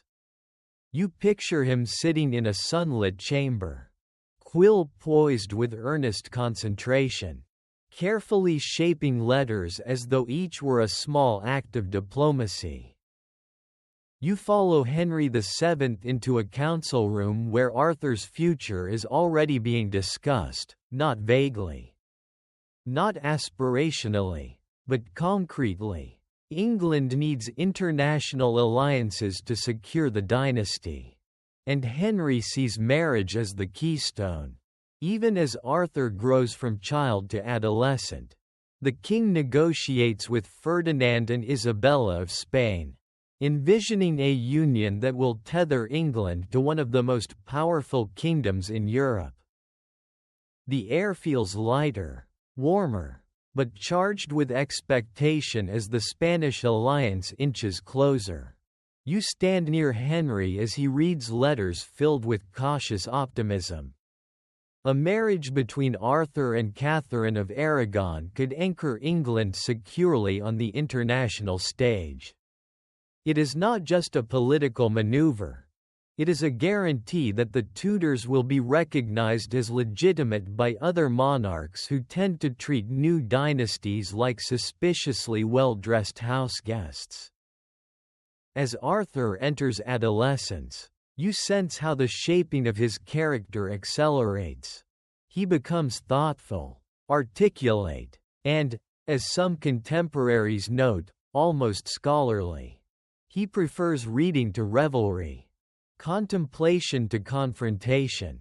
Henry watches him proudly, though you notice a faint flicker in the king's eyes, admiration mixed with worry.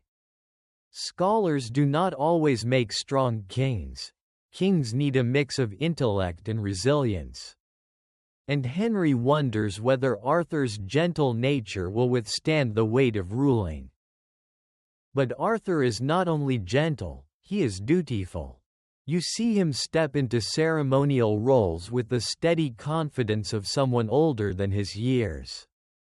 He stands beside his parents in processions, bows to diplomats, and listens quietly during councils, absorbing the rhythms of governance long before he is asked to wield them. Historians still debate how close Arthur and Henry truly were.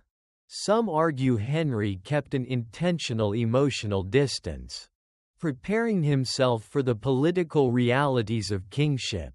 Others suggest Henry saw Arthur as his greatest achievement, his living assurance that all his sacrifices were worth something. Watching them now, Arthur listening earnestly, Henry correcting him with patient precision, you sense a blend of duty, pride, and a reserved affection shaped by the era more than the individuals. You follow Arthur as he steps into Ludlow Castle, the princely seat of Wales.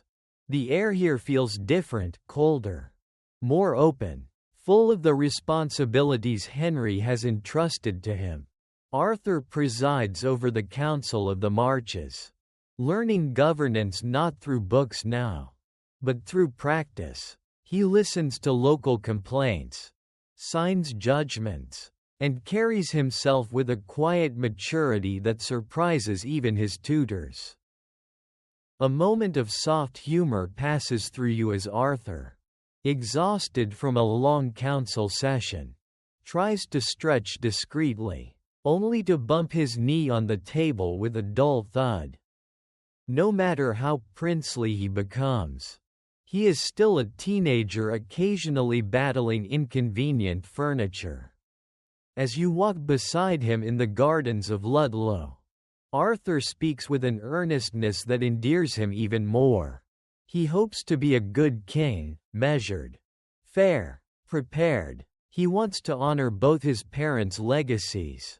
The evening light warms his features, and for a moment you feel the future unfolding clearly. England under a thoughtful, studious monarch who might finally bring lasting peace. But the world rarely unfolds according to tidy visions. You sense the edge of approaching tragedy, not here, not yet, but lingering like a draft under a closed door. Henry VII has built his dynasty with the precision of an architect. And Arthur is the cornerstone. But cornerstones, as history will eventually remind you, are not indestructible.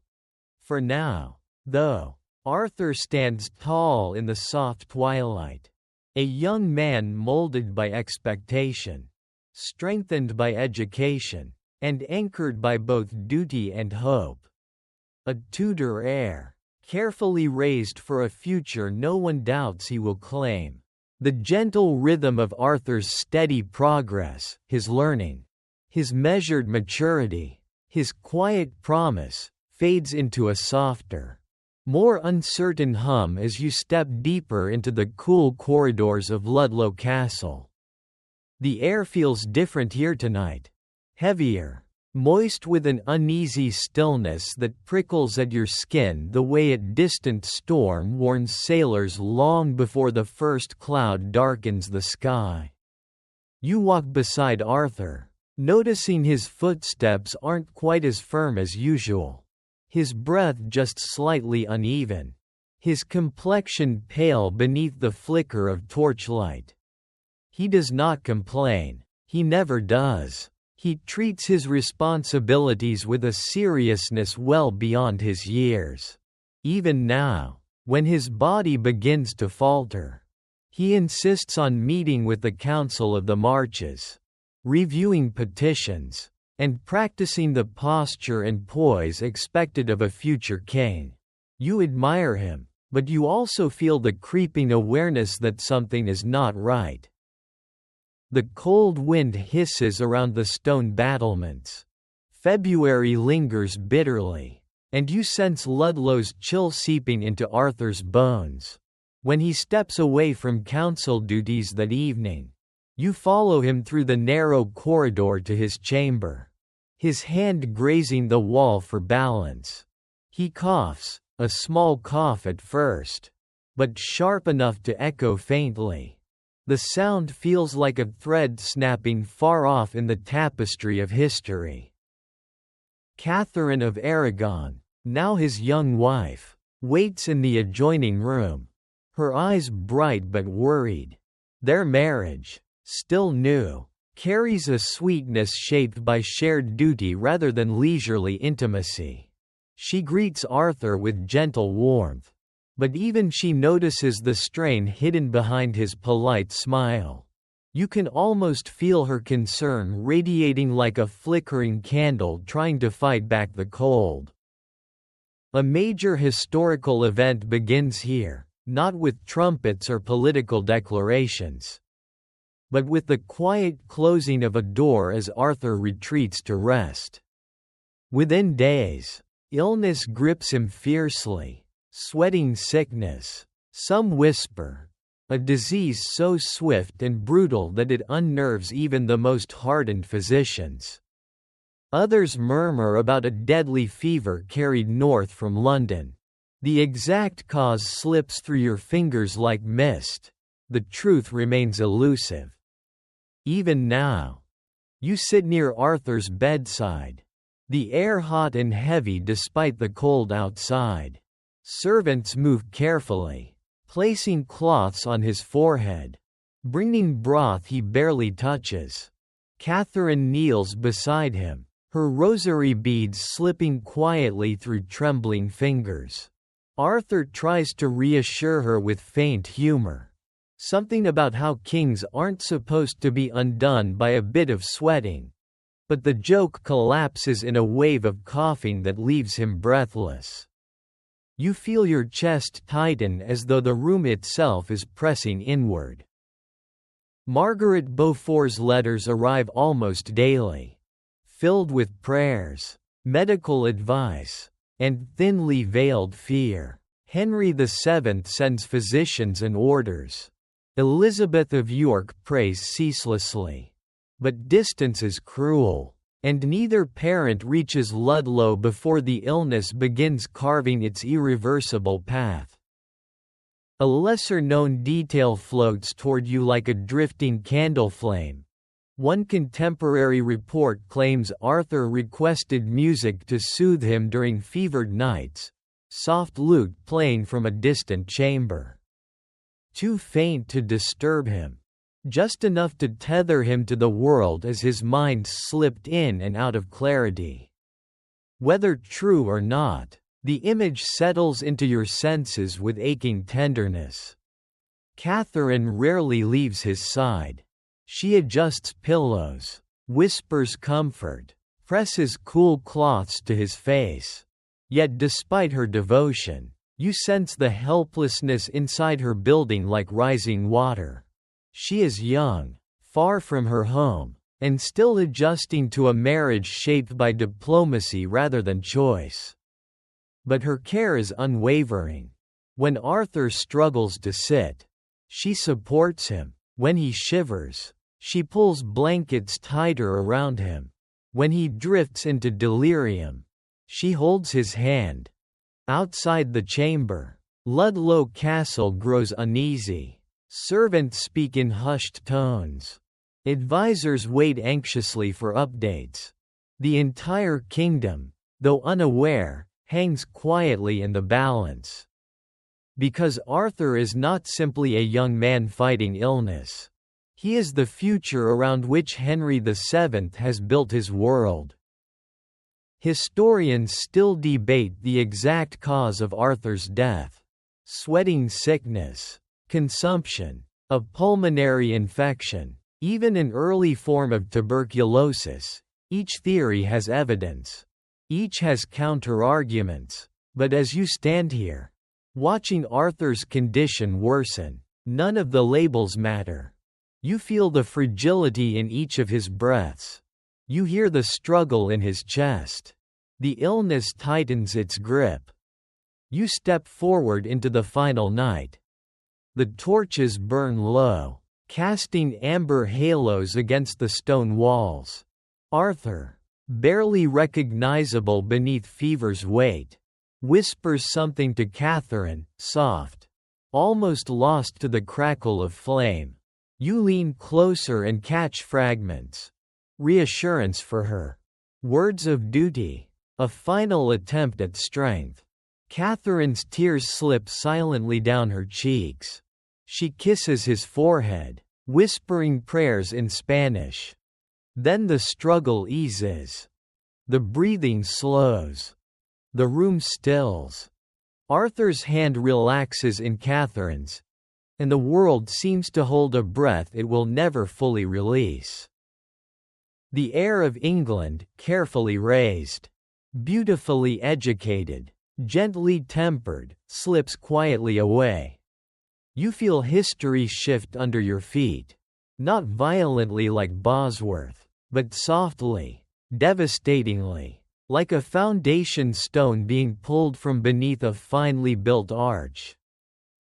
When messengers reach Henry VII, you sense the blow before the words are even spoken.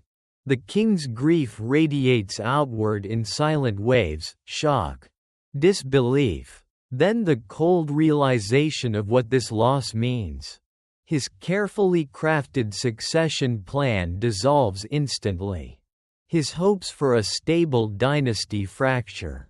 And beneath the political devastation lies something quieter, more human: the grief of a father losing a son. Elizabeth of York collapses with sorrow so deep it seems to bend the air around her. The royal household falls into mourning. Catherine of Aragon remains at Ludlow, wrapped in grief and uncertainty, unsure of her future, unsure if she will even be allowed to remain in England. You stand beside Arthur's still form, the chamber echoing faintly with the memory of the music he once requested. His life, so full of potential, so carefully guided, ends before he could truly begin. And in that ending lies the spark that will reshape the Tudor world. Because with Arthur gone, all paths turn toward the unexpected heir, Henry, the second son, a boy less trained, less prepared, less molded for kingship, but destined, because of this moment, to bear a crown that will change English history forever. You walk slowly out of the now silent room, the torchlight dimming behind you. Each step away from Arthur feels like stepping deeper into the unknown, into a future shaped not by intention but by loss. The Tudor destiny shifts. And nothing, absolutely nothing, will unfold as planned.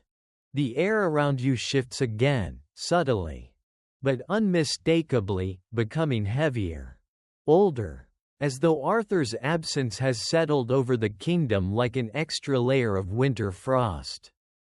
You walk through the dim halls of Westminster alongside a young man who never expected the crown to come anywhere near him. Henry, the second son, once the quieter presence in the royal household, now carries every gaze, every hope, every fear England can muster. And the weight sits awkwardly upon him, like a cloak tailored for someone else's shoulders. He moves carefully, almost cautiously, as though he hasn't quite learned how to inhabit the space fate suddenly carved around him.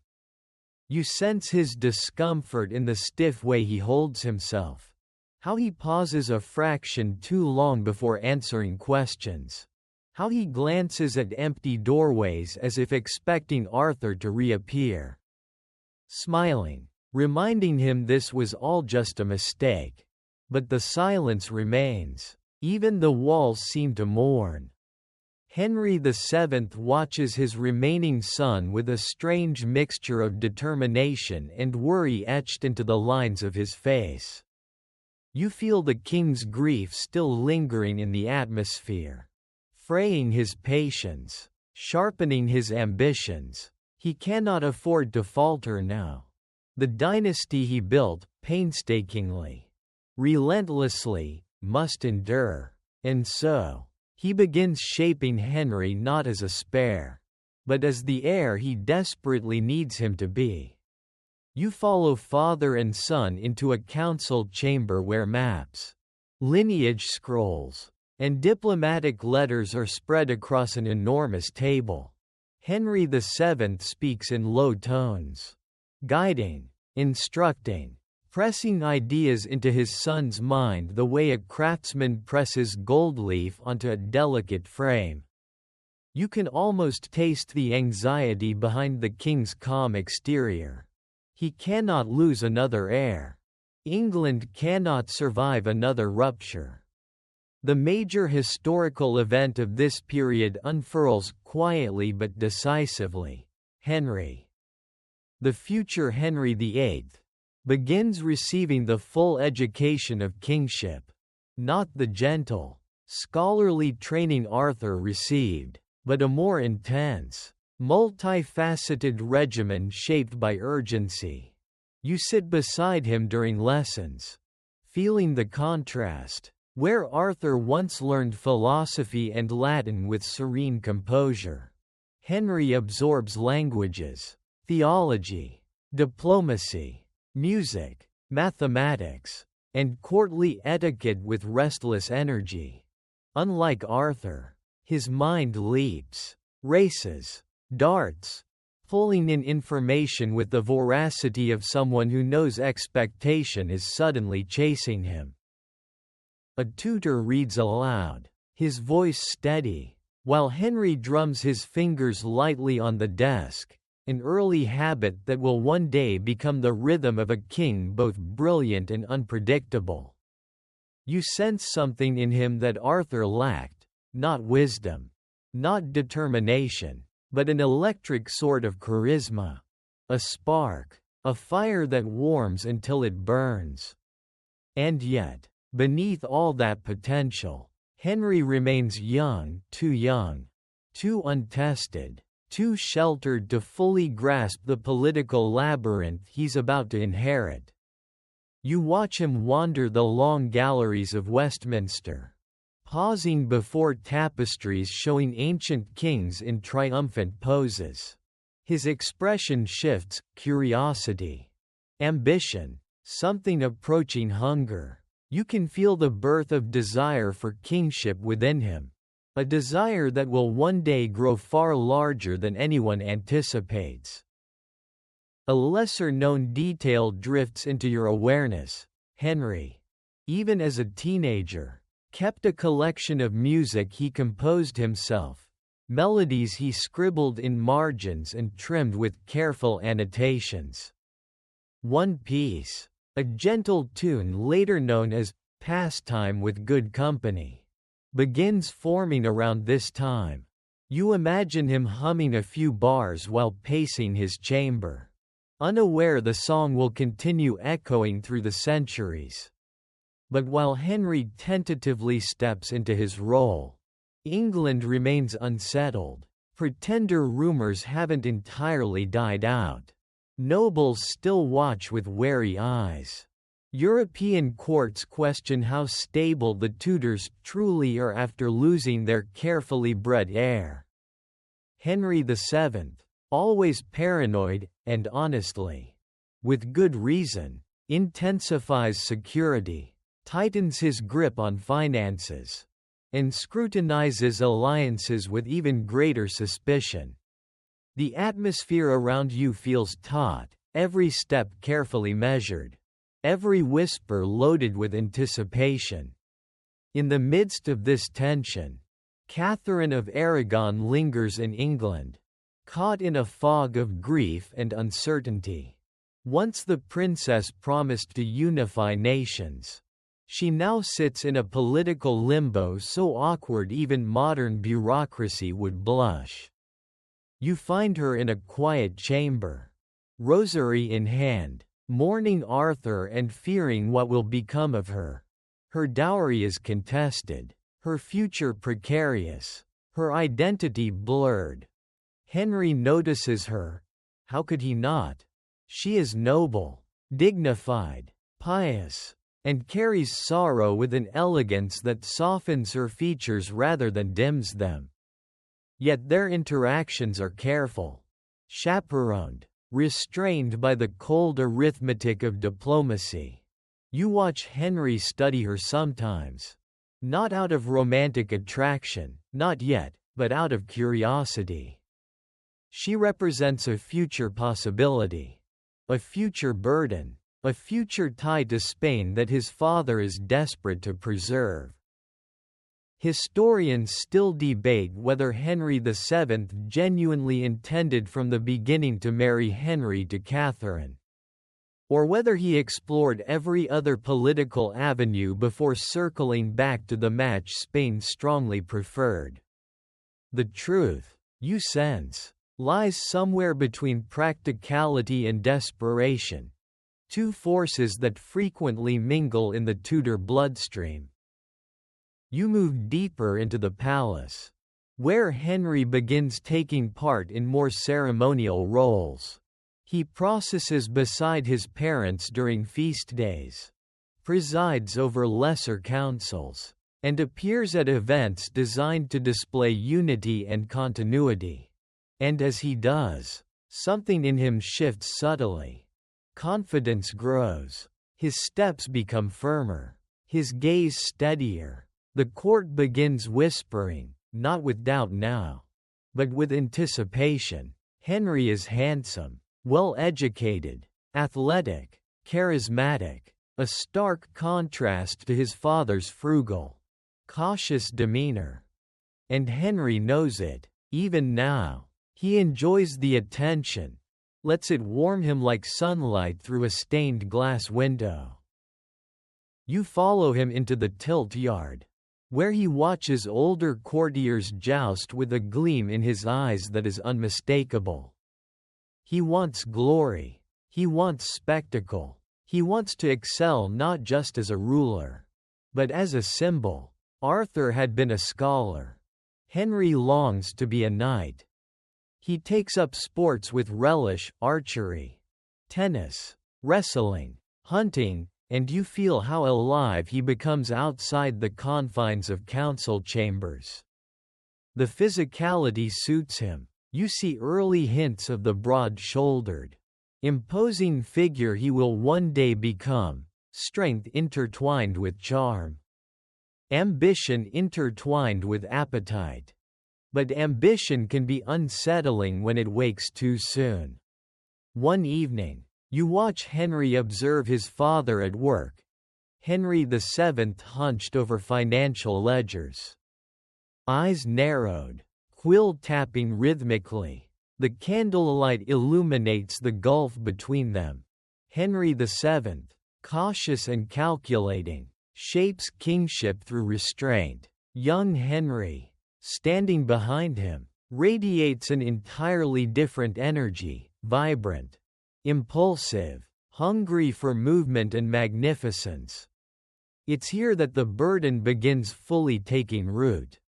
Henry realizes he will not only succeed his father, he will need to surpass him.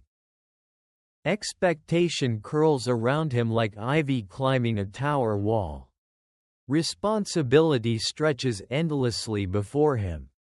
The crown Arthur was raised for, now waits for a young man who was never supposed to wear it. You feel Henry inhale deeply, almost shakily, as though drawing the future into his lungs. The burden settles, not crushing him, not yet, but reshaping him, slowly, decisively. Like a forge heating metal before the hammer falls.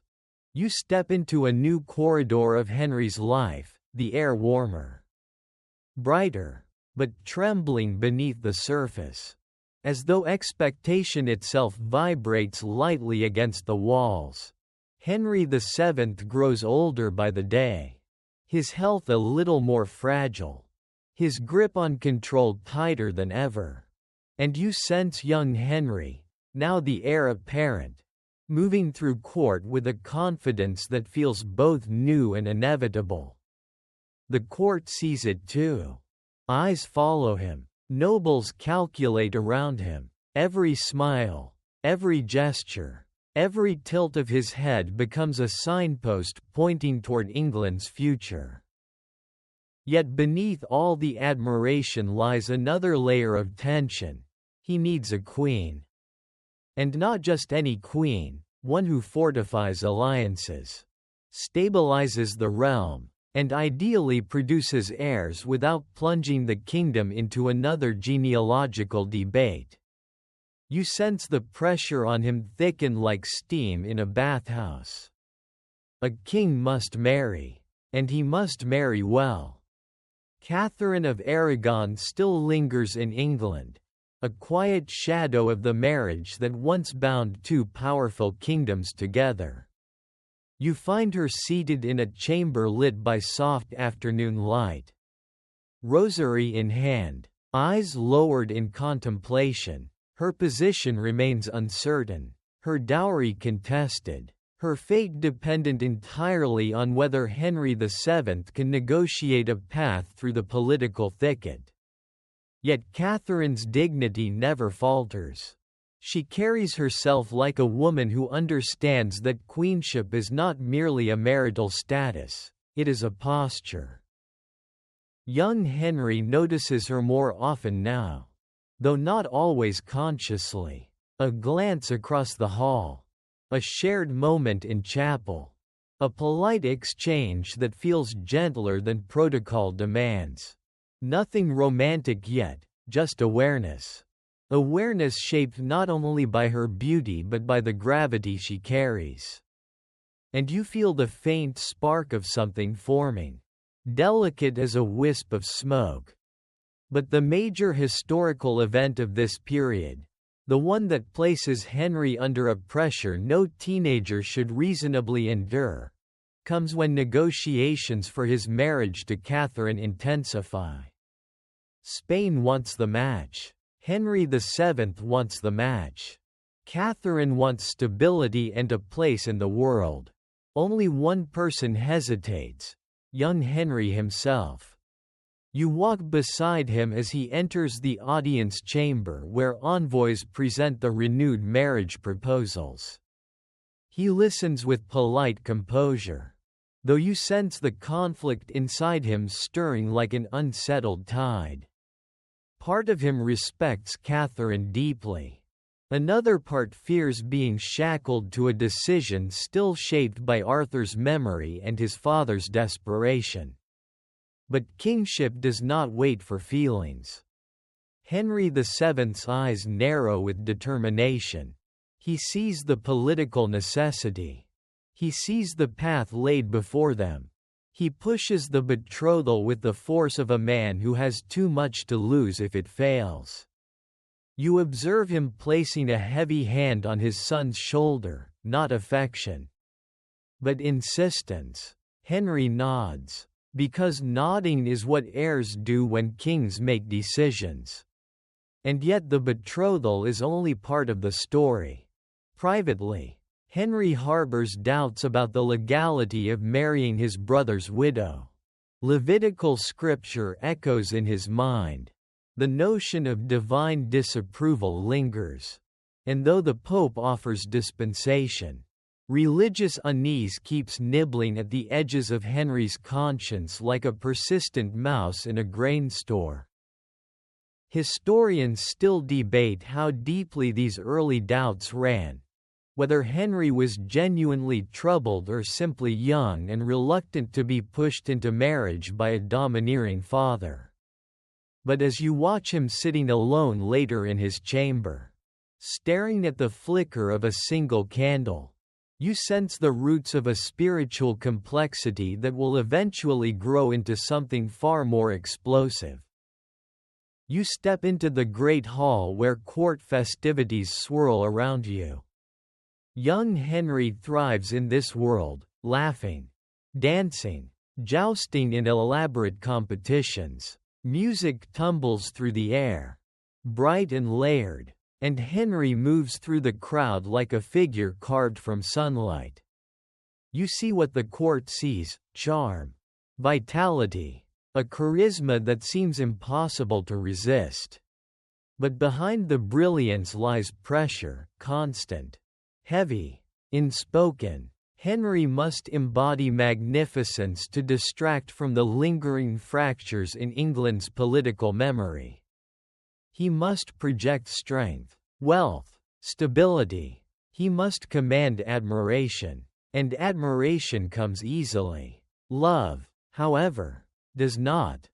You find Catherine watching Henry from across the hall, her gaze steady, unreadable. She admires him, yes, but she also understands the theater around him, the expectations that trap him as surely as they trap her. Two young people bound by politics before they can even define their own desires. One quiet afternoon, you follow Henry into the chapel where he kneels longer than usual. Shoulders slightly slumped, his whispered prayers drift through the stillness, requests for guidance, clarity, purpose. Despite his growing confidence, He fears the magnitude of what he is becoming. He fears disappointing his father, his kingdom, even himself. It is here, in this dim sanctuary, that you begin to understand him more deeply. He does not seek power for its own sake, not yet. He seeks certainty. He seeks the comfort of feeling chosen rather than obligated. You sense how these early uncertainties will later shape his approach to religion, marriage, and authority. Meanwhile, Henry VII's health declines. You feel it in the rooms he enters, each space tightening slightly, as though bracing against what his absence will mean. The king's cough deepens, his pallor sharpens. He buries himself in governance with greater ferocity, as though trying to outmaneuver mortality by sheer administrative precision. But mortality, unlike political rivals, cannot be outplanned. The pressure on young Henry grows heavier. You stand beside him as he begins attending more councils. His posture straighter, his tone firmer. The courtiers watch him with the cautious awe reserved for a sunrise that might become a storm.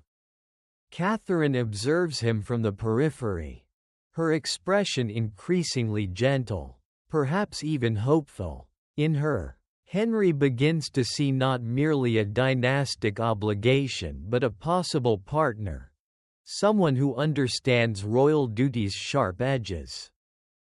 The lesser-known detail emerges quietly in your awareness. Around this time, Henry begins composing songs not of courtly flirtation but of longing, melodies filled with unusual tenderness. Modern scholars debate whether these early compositions hint at a budding affection for Catherine or reflect youthful melancholy shaped by grief and expectation. Listening to the soft notes drifting from the window of his chamber, you suspect they contain pieces of both. Night falls over the palace. Warm and thick, Henry walks slowly through the long gallery, each step echoing softly against polished floors. He pauses near a window overlooking the river, its surface catching moonlight in fractured glimmers. Catherine passes behind him, pauses, offers a gentle greeting. Their exchange is simple, almost shy. But in that moment, you feel the shift. Not dramatic, not thunderous, just a soft, steady alignment of two lives shaped by duty, now circling closer by choice. Pressure remains, expectations tighten. England waits. But somewhere in the growing tension, the future Henry VIII begins to imagine not only the burden of kingship, but the possibility of companionship within it. And that quiet realization begins reshaping everything he will become. The palace air thickens again, shifting from the soft hesitations of youth into the sharper, more restless cadence of a king beginning to chafe inside the boundaries that once protected him. You feel it before you even see him. Henry VIII no longer moves with the nervous care of an heir shaped by his father's anxieties. Now he strides, broad, confident, radiant, as though the world should instinctively make room for him. But confidence, when paired with frustration, becomes a volatile companion. And you feel that volatility humming in the hallways like distant thunder. Henry's marriage to Catherine of Aragon, once a gentle alignment of duty and affection, now sits heavier on him. Not out of dislike, never that, but because years have passed. And the single expectation that matters most to a king still hangs unfulfilled: a surviving male heir. Catherine has given him a daughter, Mary, and her presence glows like a soft candle in Henry's heart. But the kingdom murmurs, advisors fret, Tudor stability depends on sons. And sons have not come. You walk beside Henry as he paces his private chamber, each step tapping the wooden floor with the rhythm of a man tightening the gears of his own destiny. He reads scripture, then rereads it, his brow furrowing deeper each time he returns to the Levitical verse declaring a man should not marry his brother's widow. His eyes narrow, his jaw clenches, the idea sparks and flickers. Had God denied him a son because his marriage was unlawful? And from that spark, the world begins to tilt. A major historical event unfolds here, quietly at first. The way most political earthquakes begin. Henry seeks annulment. Not divorce. Not abandonment. A tidy legal reset. You watch advisors scramble like startled birds. Wolsey moves swiftly, eager to please the king and secure his own legacy as the man who reshaped England's future. Diplomats rush between courts. Letters travel across seas, inked with persuasion and urgency. Catherine stands firm, dignified, articulate, serene but immovable, and you realize, standing beside her, that she possesses a strength the court consistently underestimates. She refuses to be dismissed. She refuses to say her marriage was invalid. She refuses to disappear quietly into the margins of Henry's story. You watch her stand before scholars and churchmen, defending her marriage with calm eloquence. Her voice is steady, controlled, unwavering. She knows the stakes, not only for herself but for her daughter, Mary, whose legitimacy will evaporate if the marriage is annulled. The tension between their chambers becomes a pressure system of its own, one forming storms. Henry grows more restless, the more obstacles he encounters. The more convinced he becomes that God himself is urging him forward. You hear the frustration in the sharp exhale he makes when another message from Rome arrives. Politely delaying decisions, postponing hearings, requesting further inquiry.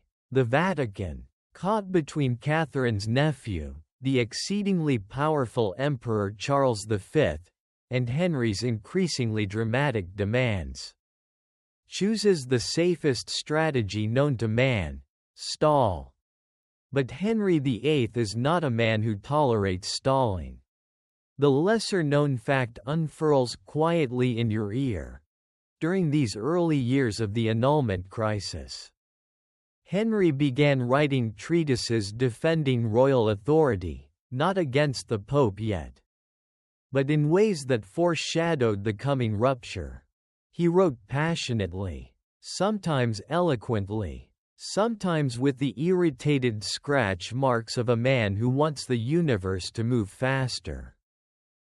You step into a dim council room where Wolsey kneels figuratively before the impossible task of pleasing both king and pope. His influence wanes as Henry's impatience grows. The king begins to rely more heavily on other advisers: Thomas Cranmer, clever and quietly ambitious, and Thomas Cromwell, sharp as a blade and far more dangerous than anyone yet realizes. Historians still debate the exact moment Henry decided to sever ties with Rome, whether it was a slow-burning conviction or a single flash of realization. Watching him now, his fingers drumming restlessly on the armrest of his throne, you suspect it was both. A frustration that simmered until it boiled over. Accelerated by advisors who saw opportunity in rupture. You follow him into the chapel at dawn. He kneels, broad shoulders bowed, but the prayer you sense from him is not one of surrender. It is one of justification.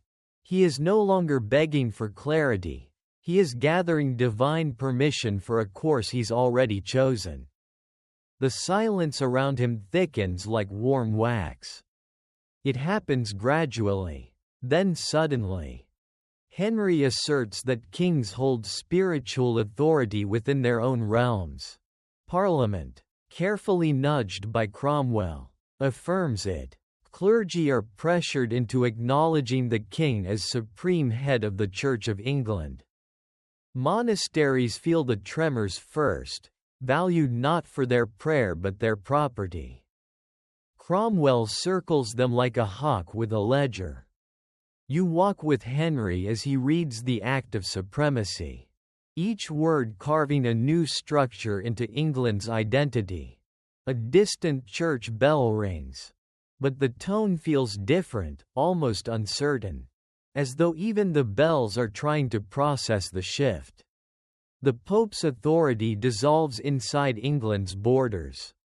Henry no longer needs the Vatican's blessing.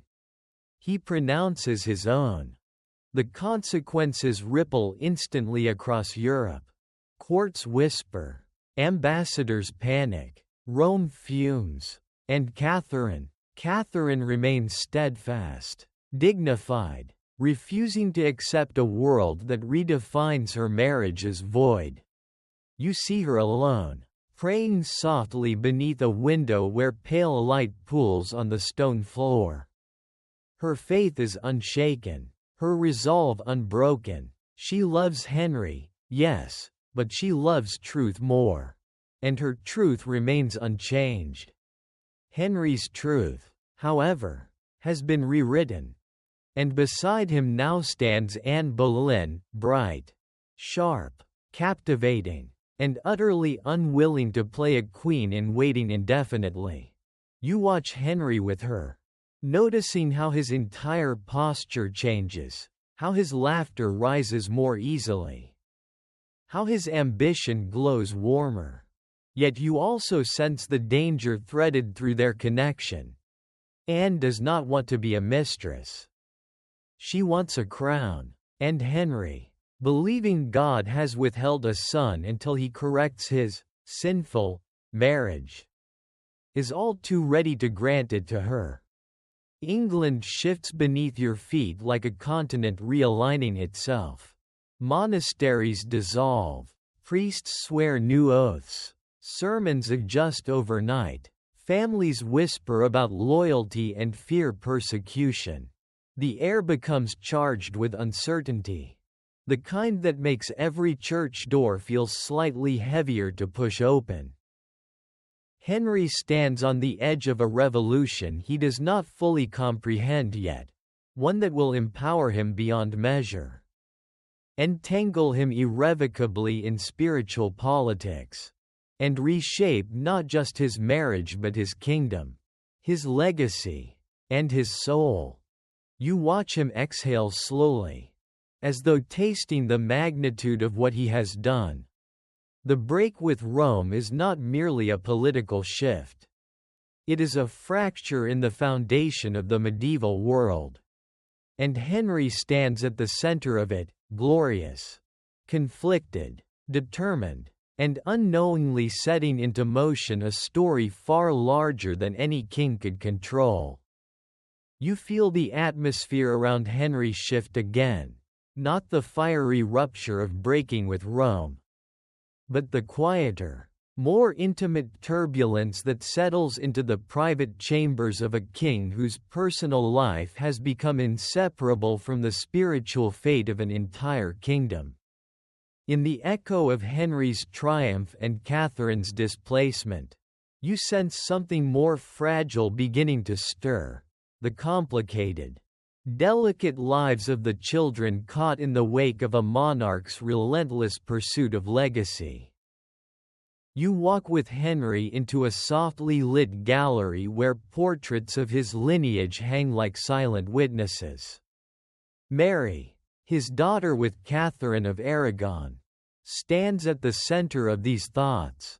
You picture her as she was just a few years earlier, a bright, musically gifted girl adored throughout the court. praised for her intelligence and grace. Now she lives in a strange political twilight. The king still loves her. Yes, but affection from a Tudor king never outweighs strategy. And strategy demands she be reclassified in the ledger of legitimacy.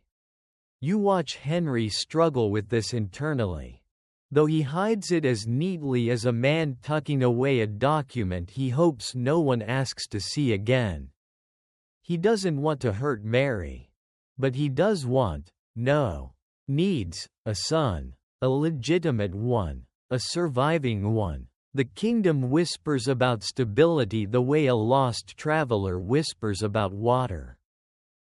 So Henry's attention turns increasingly toward Anne Boleyn, who carries his future, or what he believes is his future, beneath her heart. A major historical event unfolds quietly between the shadows, the birth of Elizabeth. You feel the swirl of anticipation rushing through the court as the expected heir's birth approaches. Guards pace. Courtiers speculate endlessly. Henry speaks confidently, almost impatiently, about the son he is certain God will finally grant him now that he has corrected his so-called mistake. But when the midwife steps forward, the chamber holding its breath, the announcement ripples through the air like a stone dropped into still water. A girl. Elizabeth. You sense the moment Henry's face falters. Only slightly, just a tremor. Like a candle flickering after a sudden draft. Then he forces a smile. He kisses his newborn daughter. He speaks warmly of her beauty, her promise, her future. But you feel the disappointment lying beneath those gestures. Soft as a bruise and just as tender. Elizabeth will one day become a queen whose shadow stretches across continents, but of course, no one in this moment can see that. Least of all Henry, who hides the ache of thwarted expectation behind proclamations of joy. Mary, meanwhile, is pushed a little further from the warmth of her old life. You find her in a distant palace. Her books arranged neatly beside her. Her posture slightly more rigid than before. She tries to maintain her dignity, because she learned that from her mother, but you feel something fraying inside her. She no longer knows her place in England or in her father's heart. And into this fractured household comes another quiet presence, Henry Fitzroy. Henry's illegitimate son with Elizabeth Blunt. The boy is charming, healthy, bright, and most dangerously male. Henry shows him tenderness, pride, even fascination. You see him walking beside Fitzroy in the gardens. His expression lightened in a way that makes the tension around him ease. And although the boy is illegitimate, that has never stopped kings from bending the rules before. A lesser-known detail drifts to you like a feather in lamplight. Fitzroy was named Henry, not simply as a nod to paternal pride, but because Henry VIII believed he might need a backup plan that felt familiar to the tongue and comforting to the ear.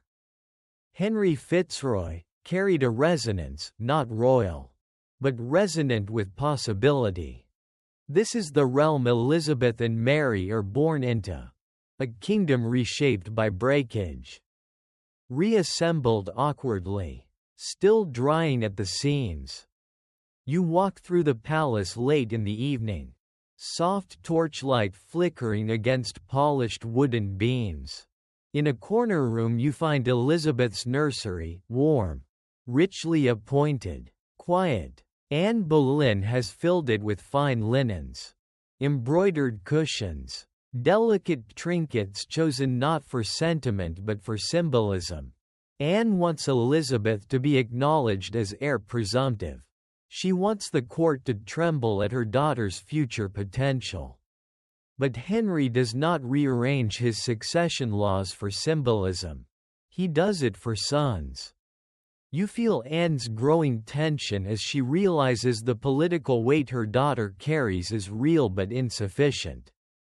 Henry's affection, while profound, contains edges that sharpen each time he glances at the cradle and finds no heir apparent.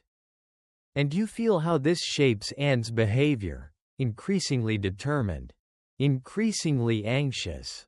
Historians still debate the emotional dynamics between Henry, Mary, and Elizabeth during these early years, whether Henry truly distanced himself from Mary or whether later politics exaggerated the separation. Watching him now, pacing through the palace with restless energy, you sense that Henry cares deeply, just not consistently. His heart is large enough to love them both. But his ambition is larger still. You wander into Mary's residence, where she practices the lute with delicate precision. The melody trembles, uneven not from lack of skill but from unspoken worry. She has been ordered to acknowledge her mother's marriage as invalid, something her conscience, shaped by Catherine's unyielding faith, cannot accept. Mary's worries gather around you like a shawl woven from tension. She is no longer heir. She is no longer certain of her future. And yet her dignity, though bruised, endures. You return briefly to Henry, who stands by a window overlooking the courtyard, watching Elizabeth toddle on the grass with nurses trailing behind. A faint smile touches his lips, genuine. But behind the smile sits a deeper longing, one that claws at him with every sunrise. He wants a dynasty, a powerful one, a male one. And the realm around him begins to mirror his fracture. Monasteries crumble under Cromwell's reforms, stone by stone, altar by altar. Some monks flee. Others surrender. Treasures are catalogued and carted off. The old spiritual backbone of England dissolves. And with it comes a new tension between father and daughters, between private faith and public law. Elizabeth is raised to believe in the new order. Mary clings to the old. Henry stands between them, not bridging the divide but expanding it. You sit in a quiet room as Elizabeth grows, absorbing lessons from tutors who praise her quick wit and sharp mind. She learns languages faster than her instructors expect. She observes court politics with unnerving insight.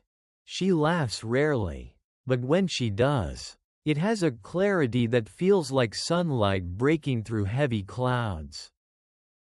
Mary grows too, gentle, devout, disciplined, but her childhood has been shaped by dislocation, loss, demotion. Her world feels smaller now. Yet her will hardens with every injustice she endures. 2 daughters. 2 futures. 2 reflections of a realm split by their father's choices. You stand beside Henry as he broods over his succession plans. The country needs stability. The Tudor line needs certainty. And his daughters, bright, beloved, burdened, cannot offer the assurance he craves. Not yet. The fractured realm grows quieter as evening settles like velvet across the stone floors. Henry stares into the dimming light, and you sense the truth rising inside him with slow, inexorable certainty. A kingdom built on division will require more sons, or more sacrifice, than any man can foresee. The atmosphere shifts again, lighter in some ways, but only because youth itself has a strange habit of softening the jagged edges of history. You feel the pulse of a new reign rising, fragile but bright, like a candle flame flickering in a cold church. Henry VIII's stormy chapter fades behind you as the world narrows toward a pale, intelligent boy with solemn eyes, Edward VI, son of Henry and Jane Seymour, the long-awaited male heir who arrived just as hope was beginning to fray. You find Edward in a sunlit room, poring over a thick, leather-bound book far too heavy for his thin arms. His fairness seems almost luminous, golden hair, calm expression, fingers resting thoughtfully on the page. For a moment, he looks like the child everyone dreamed he would be, a fresh start. A clean page, a gentle king in training. But beneath his quiet demeanor lies a responsibility far sharper than the quill he holds. The major historical event threading itself now is one of immediate consequence: Henry VIII's death. The echo of it still hangs in the palace corridors. Heavy, mournful, and strangely expectant. Edward is only 9. Standing on the threshold between childhood and sovereignty, staring into a future he could never have prepared for. You feel the palace shift around him, like a mighty ship turning its weight toward an inexperienced helmsman. Council members bow deeply to him, but you sense how their eyes flicker between reverence and calculation. Edward is king, yes, but a child cannot rule alone. And so the real power coalesces around two towering figures: his uncle Edward Seymour, now the Duke of Somerset, and later John Dudley, the ambitious Earl of Warwick. Somerset steps forward first, tall, commanding, brimming with the confidence of a man who has waited years for his moment. You feel the weight of his hand as it rests on the boy king's shoulder. Both protective and possessive, he acts quickly, decisively, perhaps even recklessly, to reshape England into a more aggressively Protestant nation. Edward, devoutly Protestant himself, nods approvingly, though you sense he understands the ideals far more than the implications. You walk through the council chamber as Somerset announces sweeping religious reforms. Images and icons stripped from churches. Mass altered. Ceremonies simplified. The realm begins to transform spiritually with a speed that leaves many breathless and many furious. You can almost taste the tension rising like cold fog through the countryside. Edward watches all of this with wide, earnest eyes, copying passages from scripture into his journal in carefully spaced handwriting. A lesser-known detail floats gently toward you. The boy loved note-taking with almost obsessive neatness, cataloging events with the same methodical calm he brought to his prayer book. His journal entries read like a diligent student summarizing the world rather than a king shaping it. But beneath the quiet record-keeping lies an innocence that rulers rarely survive. England erupts, first in murmurs, then in open rebellion. You follow Somerset and Edward onto the battlements of Windsor as the council reports uprisings, particularly the Prayer Book Rebellion in Devon and Cornwall. Farmers, parishioners, priests, people who want the old ways back, people who feel the king they've never even met is stealing the soul of their worship. Edward, standing small beside his uncle, listens intently as the rebellion is described. His expression tightens. His voice remains steady, but you can sense the ache in him, the awareness that his reign, barely begun, is already breaking hearts across the kingdom. Somerset acts swiftly, sending armies to crush the revolt. The battles are brutal, lives are lost, many who were not rebels by nature, only frightened by rapid upheaval. The weight of this presses into the young king's shoulders like invisible armor. He signs documents authorizing military action with a hand that trembles only slightly. Historians still debate how sympathetic Edward was toward the rebels, whether he understood their pain or dismissed it as ignorance. But watching him now, his thoughtful eyes clouded with worry, you sense a boy who yearned for simplicity yet inherited a world allergic to it. Somerset's downfall arrives soon after. Not with a sword but with political erosion. Nobles grow weary of his arrogance, his impulsive leadership, his failure to maintain unity. And so, one evening, you find Edward sitting alone in a richly furnished chamber. The flicker of firelight reflecting in his eyes as voices in the hall rise sharply, accusing Somerset of mismanagement, of corruption, of overstepping his authority. The coup is swift. Somerset is arrested. Edward receives the news with a strange calm, though you sense the confusion twisting inside him. Somerset was the uncle who protected him, guided him, carried him like a banner of authority. Now he is gone, replaced by men with colder smiles and sharper motives. Enter John Dudley, Earl of Warwick, soon to be Duke of Northumberland, a man who wears ambition like a second skin. You sense immediately that Northumberland operates not for the king's benefit, but for his own survival. He kneels to Edward respectfully. But the bow feels rehearsed, the loyalty thin as parchment. And yet, Edward responds to him with eagerness. Northumberland understands how to engage the young king, through intellect, reform, and visions of a brighter Protestant future. Edward responds like a scholar promised a grand library.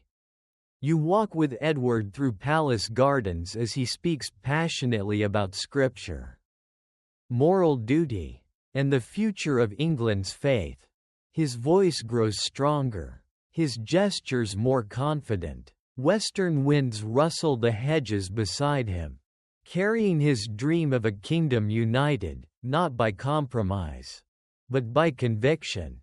But conviction, when wielded by a child king, becomes a weapon others can sharpen. And Northumberland sharpens it expertly.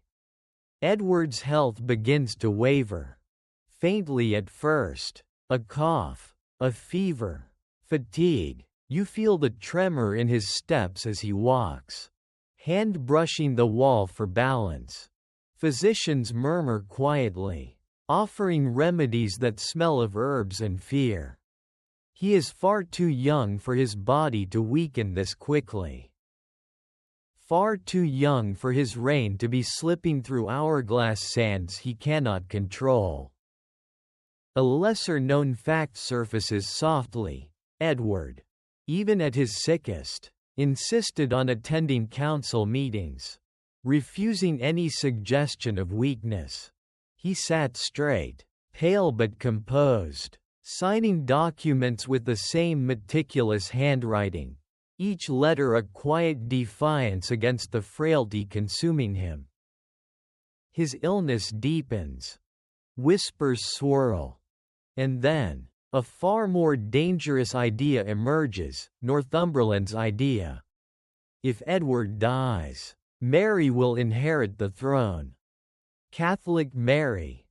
The very faith Edward has spent his short reign dismantling. The thought terrifies him. And so begins the quiet crafting of the devise for the succession, a plan to place Lady Jane Grey on the throne instead of Mary or Elizabeth. Edward pours himself into it with the fervor of a boy desperate to preserve his spiritual vision. His hand trembles as he writes. His breath shortens, but his resolve hardens. Historians debate how much of this was Edward's own will versus Northumberland's manipulation. But standing beside the young king now, watching him struggle to hold the quill steady, you feel undeniable urgency in him. Fear, yes. Conviction, yes. But above all, responsibility. A child should not carry a kingdom's theological future on fragile shoulders. Yet here he is, doing exactly that. His final months pass in a blur of prayer, policy, and pain. England waits. The council whispers. His body weakens. One evening, you stand in the dim chamber where Edward lies, light flickering against his drawn face. He whispers his final hopes, not for glory, not for triumph, but for faith, for unity, for a future he believes must outlive him. His breath fades. The candle gutters. And the realm, once again, is thrust into uncertainty. Edward VI, the boy king shaped by ideals and manipulated by ambition, leaves behind a kingdom fractured not by rebellion alone, but by the tender, impossible dreams of a child who tried to rule a storm. The air shifts again, hotter, drier, charged with a kind of crackling tension you feel along your skin before your mind even understands it. Edward's quiet idealism dissolves into the distance as England inhales sharply, bracing itself for a new ruler shaped not by childhood dreams, but by years of humiliation, exile, and unwavering faith. You find yourself standing at the threshold of a reign built from embers and iron. Mary, the first daughter of Catherine of Aragon, a woman forged in fire long before she took the throne. You follow her through a dim corridor as word of Edward VI's death reaches her. She pauses, just a moment, letting the news settle like ash. Her face, lined by grief that arrived too often in her life, doesn't tremble. She breathes once, deeply, like someone stepping into a cold lake knowing the shock is inevitable, cleansing, and necessary. But even this moment of transition cannot be simple. A major historical event unfolds almost simultaneously. Lady Jane Grey's proclamation as Queen, a move orchestrated by Northumberland. Desperate to protect the Protestant reforms and preserve his own power, Jane, gentle and brilliant, is horrified to be used as the centerpiece of a political coup. You sense her fear radiating through the Tower walls as she's informed she's now Queen, a title she never sought, never wanted, and never believed she deserved. England stutters in confusion. Meanwhile Mary, the rightful heir by Henry VIII's succession acts, does not hesitate. You watch her mount a horse with a command that almost startles you. Gone is the girl who once pleaded with her father for recognition. Gone is the isolated princess stripped of legitimacy. The woman before you now moves with righteous certainty, gathering support with an ease that surprises even seasoned nobles. Villagers, Catholic loyalists, and old Tudor supporters flock to her banner. You ride beside her as the air fills with murmurs of hope and vengeance. The landscape seems to sharpen under the force of her conviction. Mary knows who she is, knows what was stolen from her, and knows how she intends to reclaim it.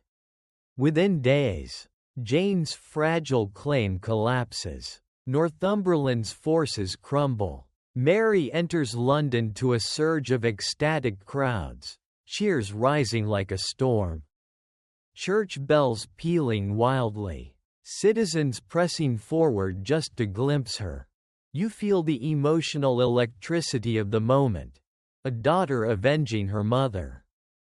A princess finally recognized. A survivor stepping into destiny.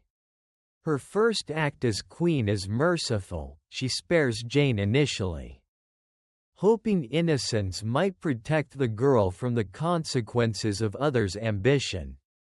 But the tides of politics move with ruthless undertows. You sense Mary's inner conflict, the widening gap between personal empathy and the rigid demands of power.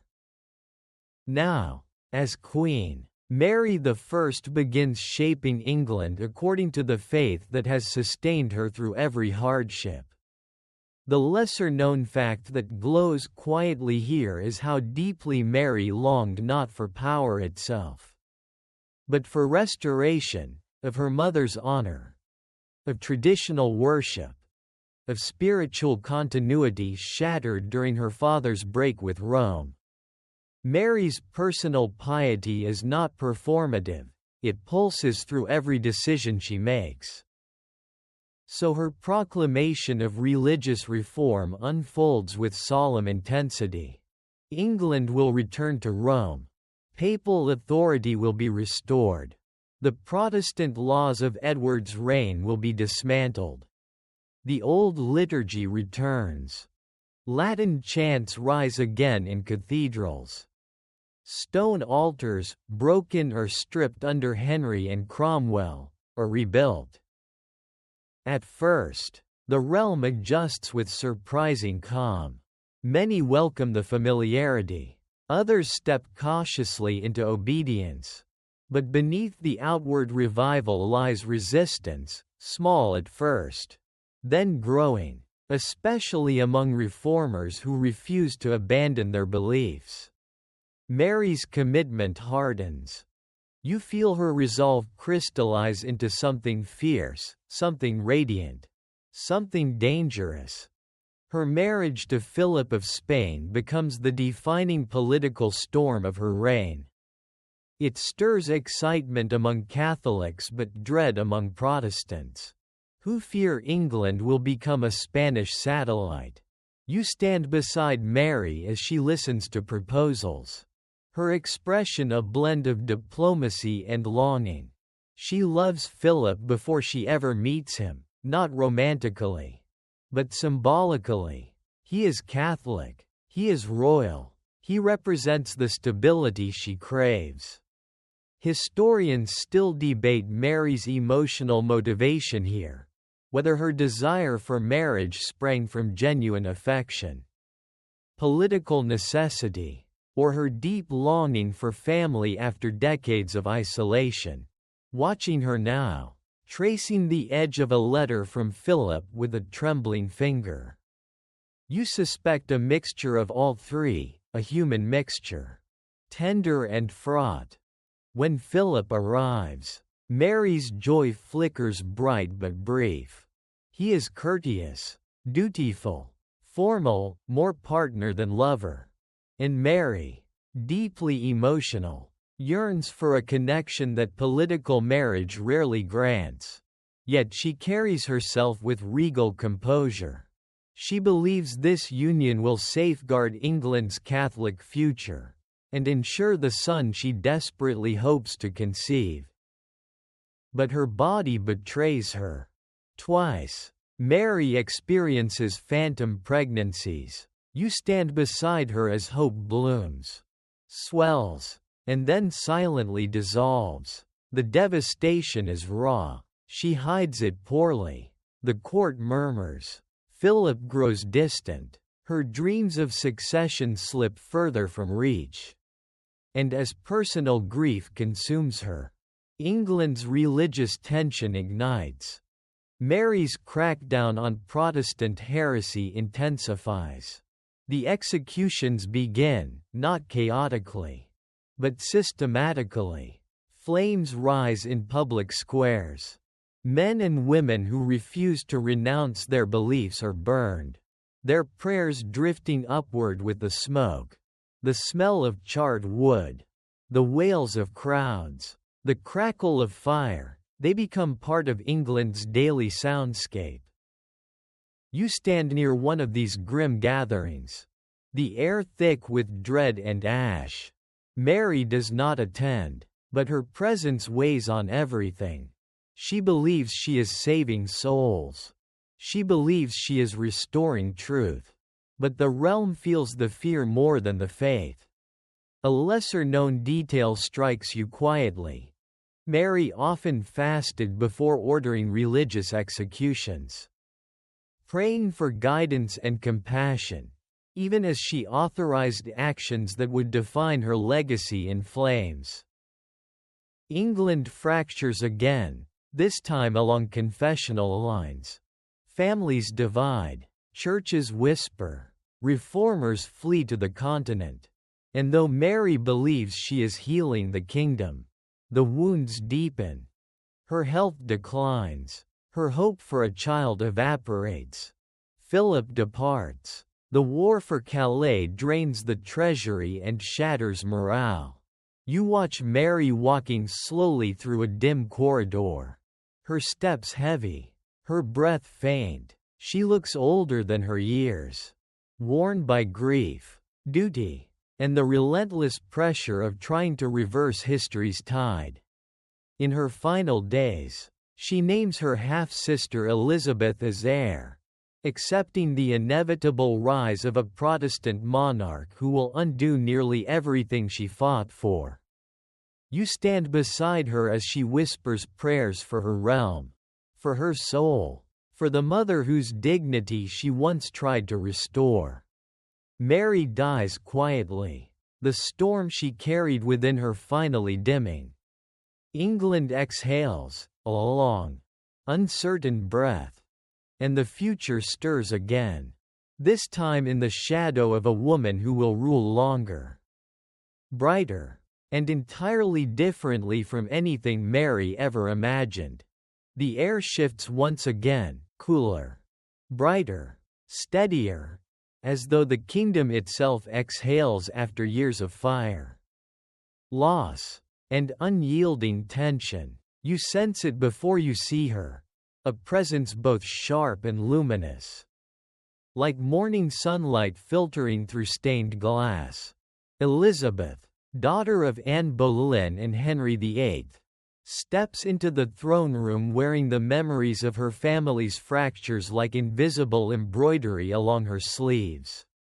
She is young, magnificent, wary, and she has no intention of repeating the mistakes that built the world she now inherits. You walk beside her as she enters the room where Mary I has left the crown. It sits waiting, heavy, gleaming, almost humming with the intensity of its past holders. Elizabeth pauses just slightly before reaching it. Not out of hesitation, but out of understanding. She knows this object has broken people, lifted others, and reshaped the realm with every shift of power. When it touches her head, the air around you tightens, the way a bowstring tightens before releasing an arrow. A major historical event rises into place, the Elizabethan religious settlement. The moment she becomes queen, Elizabeth faces the impossible task of healing a kingdom torn between Catholic and Protestant fervor. You feel the weight of both expectations pressing into her, like two hands trying to claim the same pulse. Her sister's fires have not faded from memory. Neither have her father's dissolutions. England trembles with confessional fatigue. And Elizabeth, clever, poised, perceptive, decides she will not rule with extremes. You enter a council meeting as she outlines her approach. The men around her, seasoned and sharp, lean forward as she speaks with calm authority. Her plan is measured: restore Protestantism. Yes, but with gentler edges, quieter tones, and room for conscience. Not unity through force, unity through balance. Her act of supremacy declares her not supreme head of the Church, as her father once styled himself, but supreme governor, a subtle shift, but deliberate, a softer brushstroke instead of a hard line. Her act of uniformity restores the English prayer book, though slightly modified, like a familiar melody rearranged just enough not to bruise old wounds. You sense the relief drifting across her court, and the unease. Extremists on both sides grumble. But the center, the exhausted, battle-worn center, finally breathes. A lesser-known detail flickers before you like a candle spark. Elizabeth kept a crucifix in her private chapel. Even as she outwardly championed Protestant reforms, it puzzled ambassadors, infuriated Puritans, and soothed lingering Catholic nerves. Elizabeth didn't care. She understood something simple. Symbols can soothe more effectively than decrees. You follow her into her private chamber later that evening. She stands before a mirror, removing the heavy jewels of state, and you notice how her eyes carry a weight that does not show on her youthful face. Her reign is only beginning, yet the responsibility stretches before her like a long, winding path lined with thorns. She cannot marry without political consequences. She cannot remain unmarried without diplomatic headaches. She cannot favor one religious group without risking rebellion from the other. She cannot be entirely her father's daughter, nor her mother's, nor her sister's. She must be something new.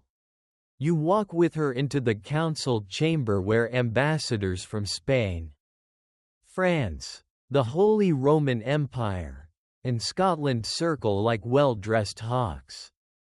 They ask, subtly and not so subtly, if she will take a husband. Elizabeth smiles, bright, amused, dangerous. She knows that the moment she marries, she hands another power a foothold in England, and she will not share control of her kingdom with any man, foreign or domestic. Tell your master, she says calmly, that I am already married to my people. The ambassadors exchange glances. You nearly hear their thoughts. This will complicate things. Historians still debate whether Elizabeth ever intended to marry or whether the entire virgin persona was a masterwork of political theater. Watching her now, eyes sharp, posture poised, you realize she prefers possibilities over commitments. An unmarried queen is a diplomatic opportunity. A married queen is a closed door. Meanwhile, threats simmer. Mary, Queen of Scots, becomes both a rival claim and a symbolic alternative for Catholics displeased with Elizabeth's settlement. You follow Elizabeth through long evenings where she examines letters filled with veiled warnings about northern lords, foreign meddling, and Scottish intrigues. She knows Mary Stuart is young, beautiful, charismatic, and, worst of all, legitimate in the eyes of many European monarchies.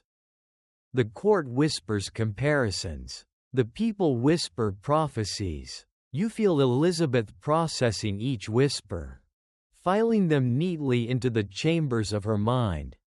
But she does not panic. She calibrates. You walk into the chamber where she addresses Parliament about her marriage again. They petition her, beg her, to secure the succession. She listens with polite, dazzling restraint, then replies with an elegance that almost masks the steel beneath her words. She will not rush into marriage for England's sake, nor for Parliament's. She alone will decide her path. Outside politics, Elizabeth cultivates something that becomes one of her greatest weapons, her image. Poets praise her as Gloriana, Astrea, the Virgin Queen. Artists portray her as radiant, ageless, untouchable, her portraits layered with symbols that would make modern viewers flip to the back pages for explanations.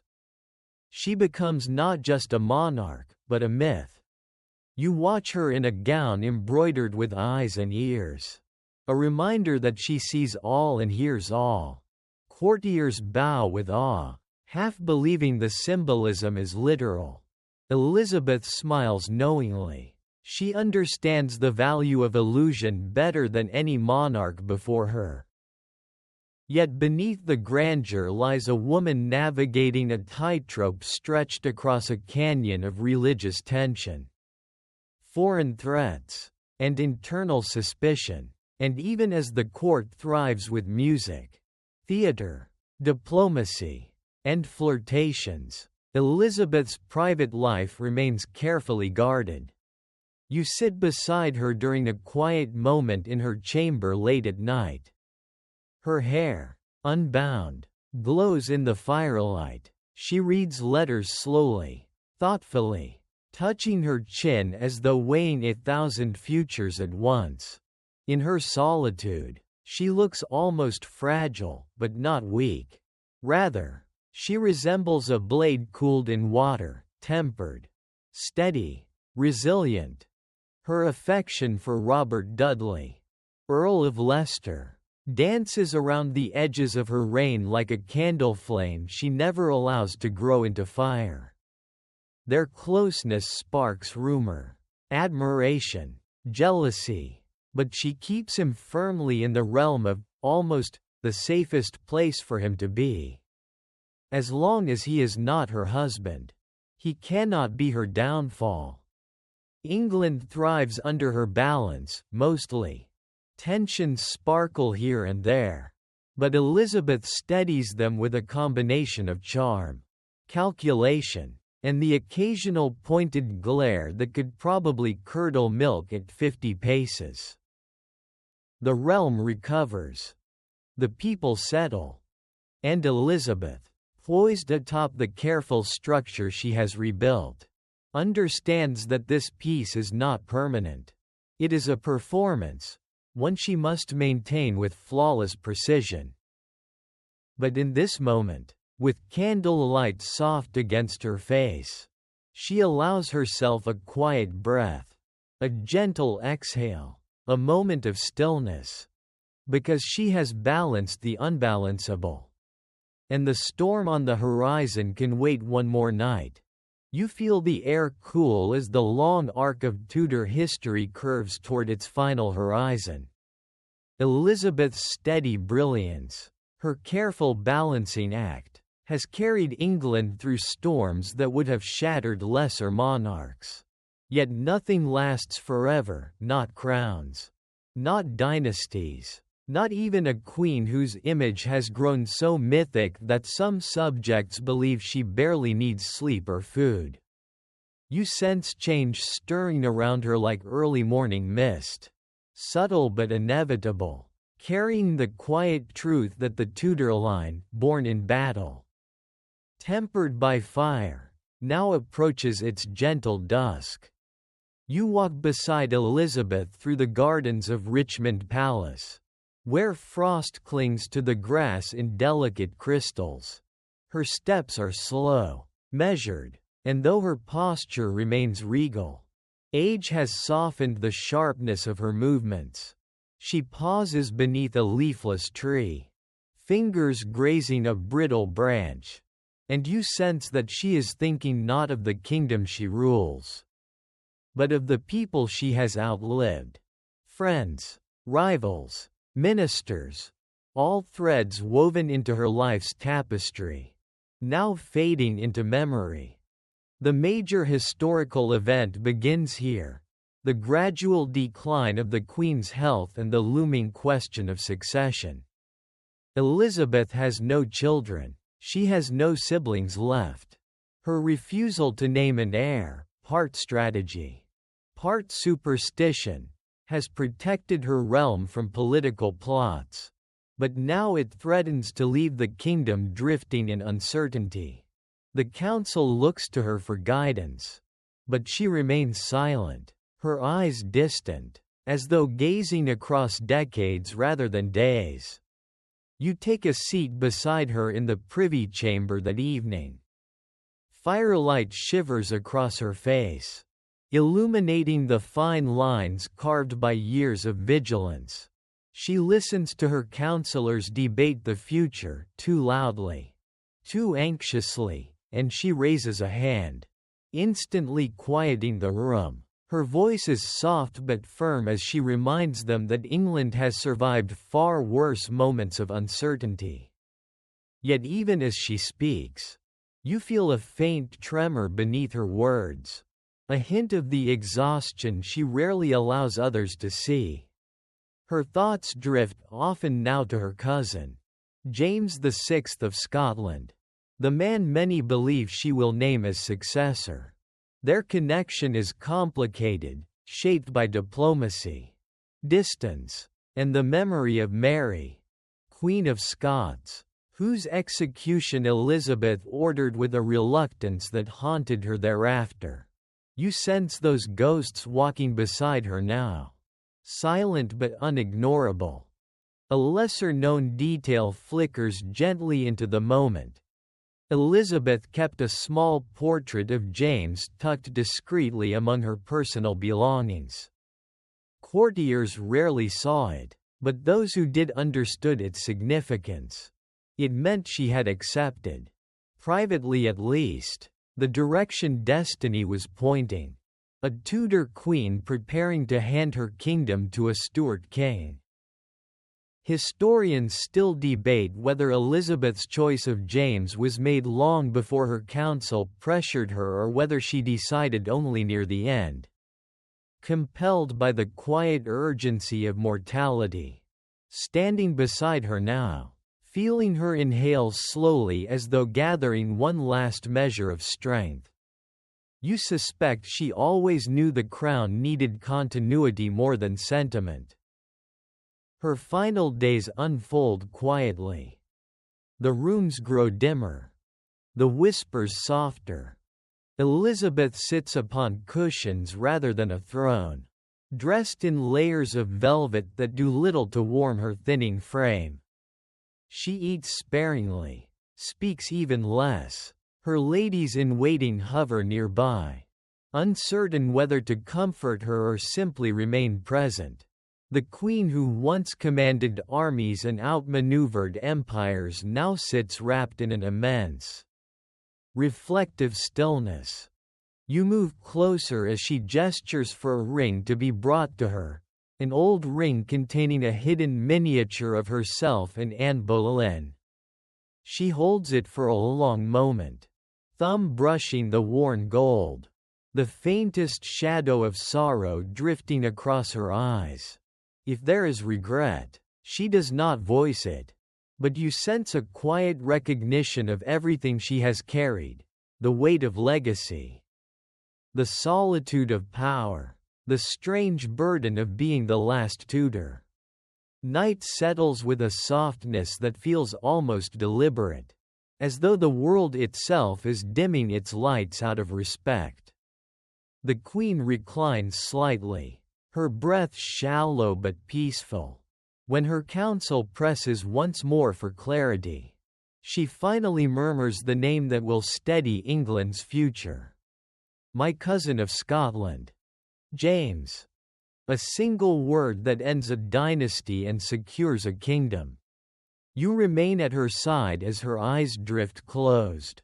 Her breathing slows, and the torchlight flickers gently across the tapestries depicting her victories.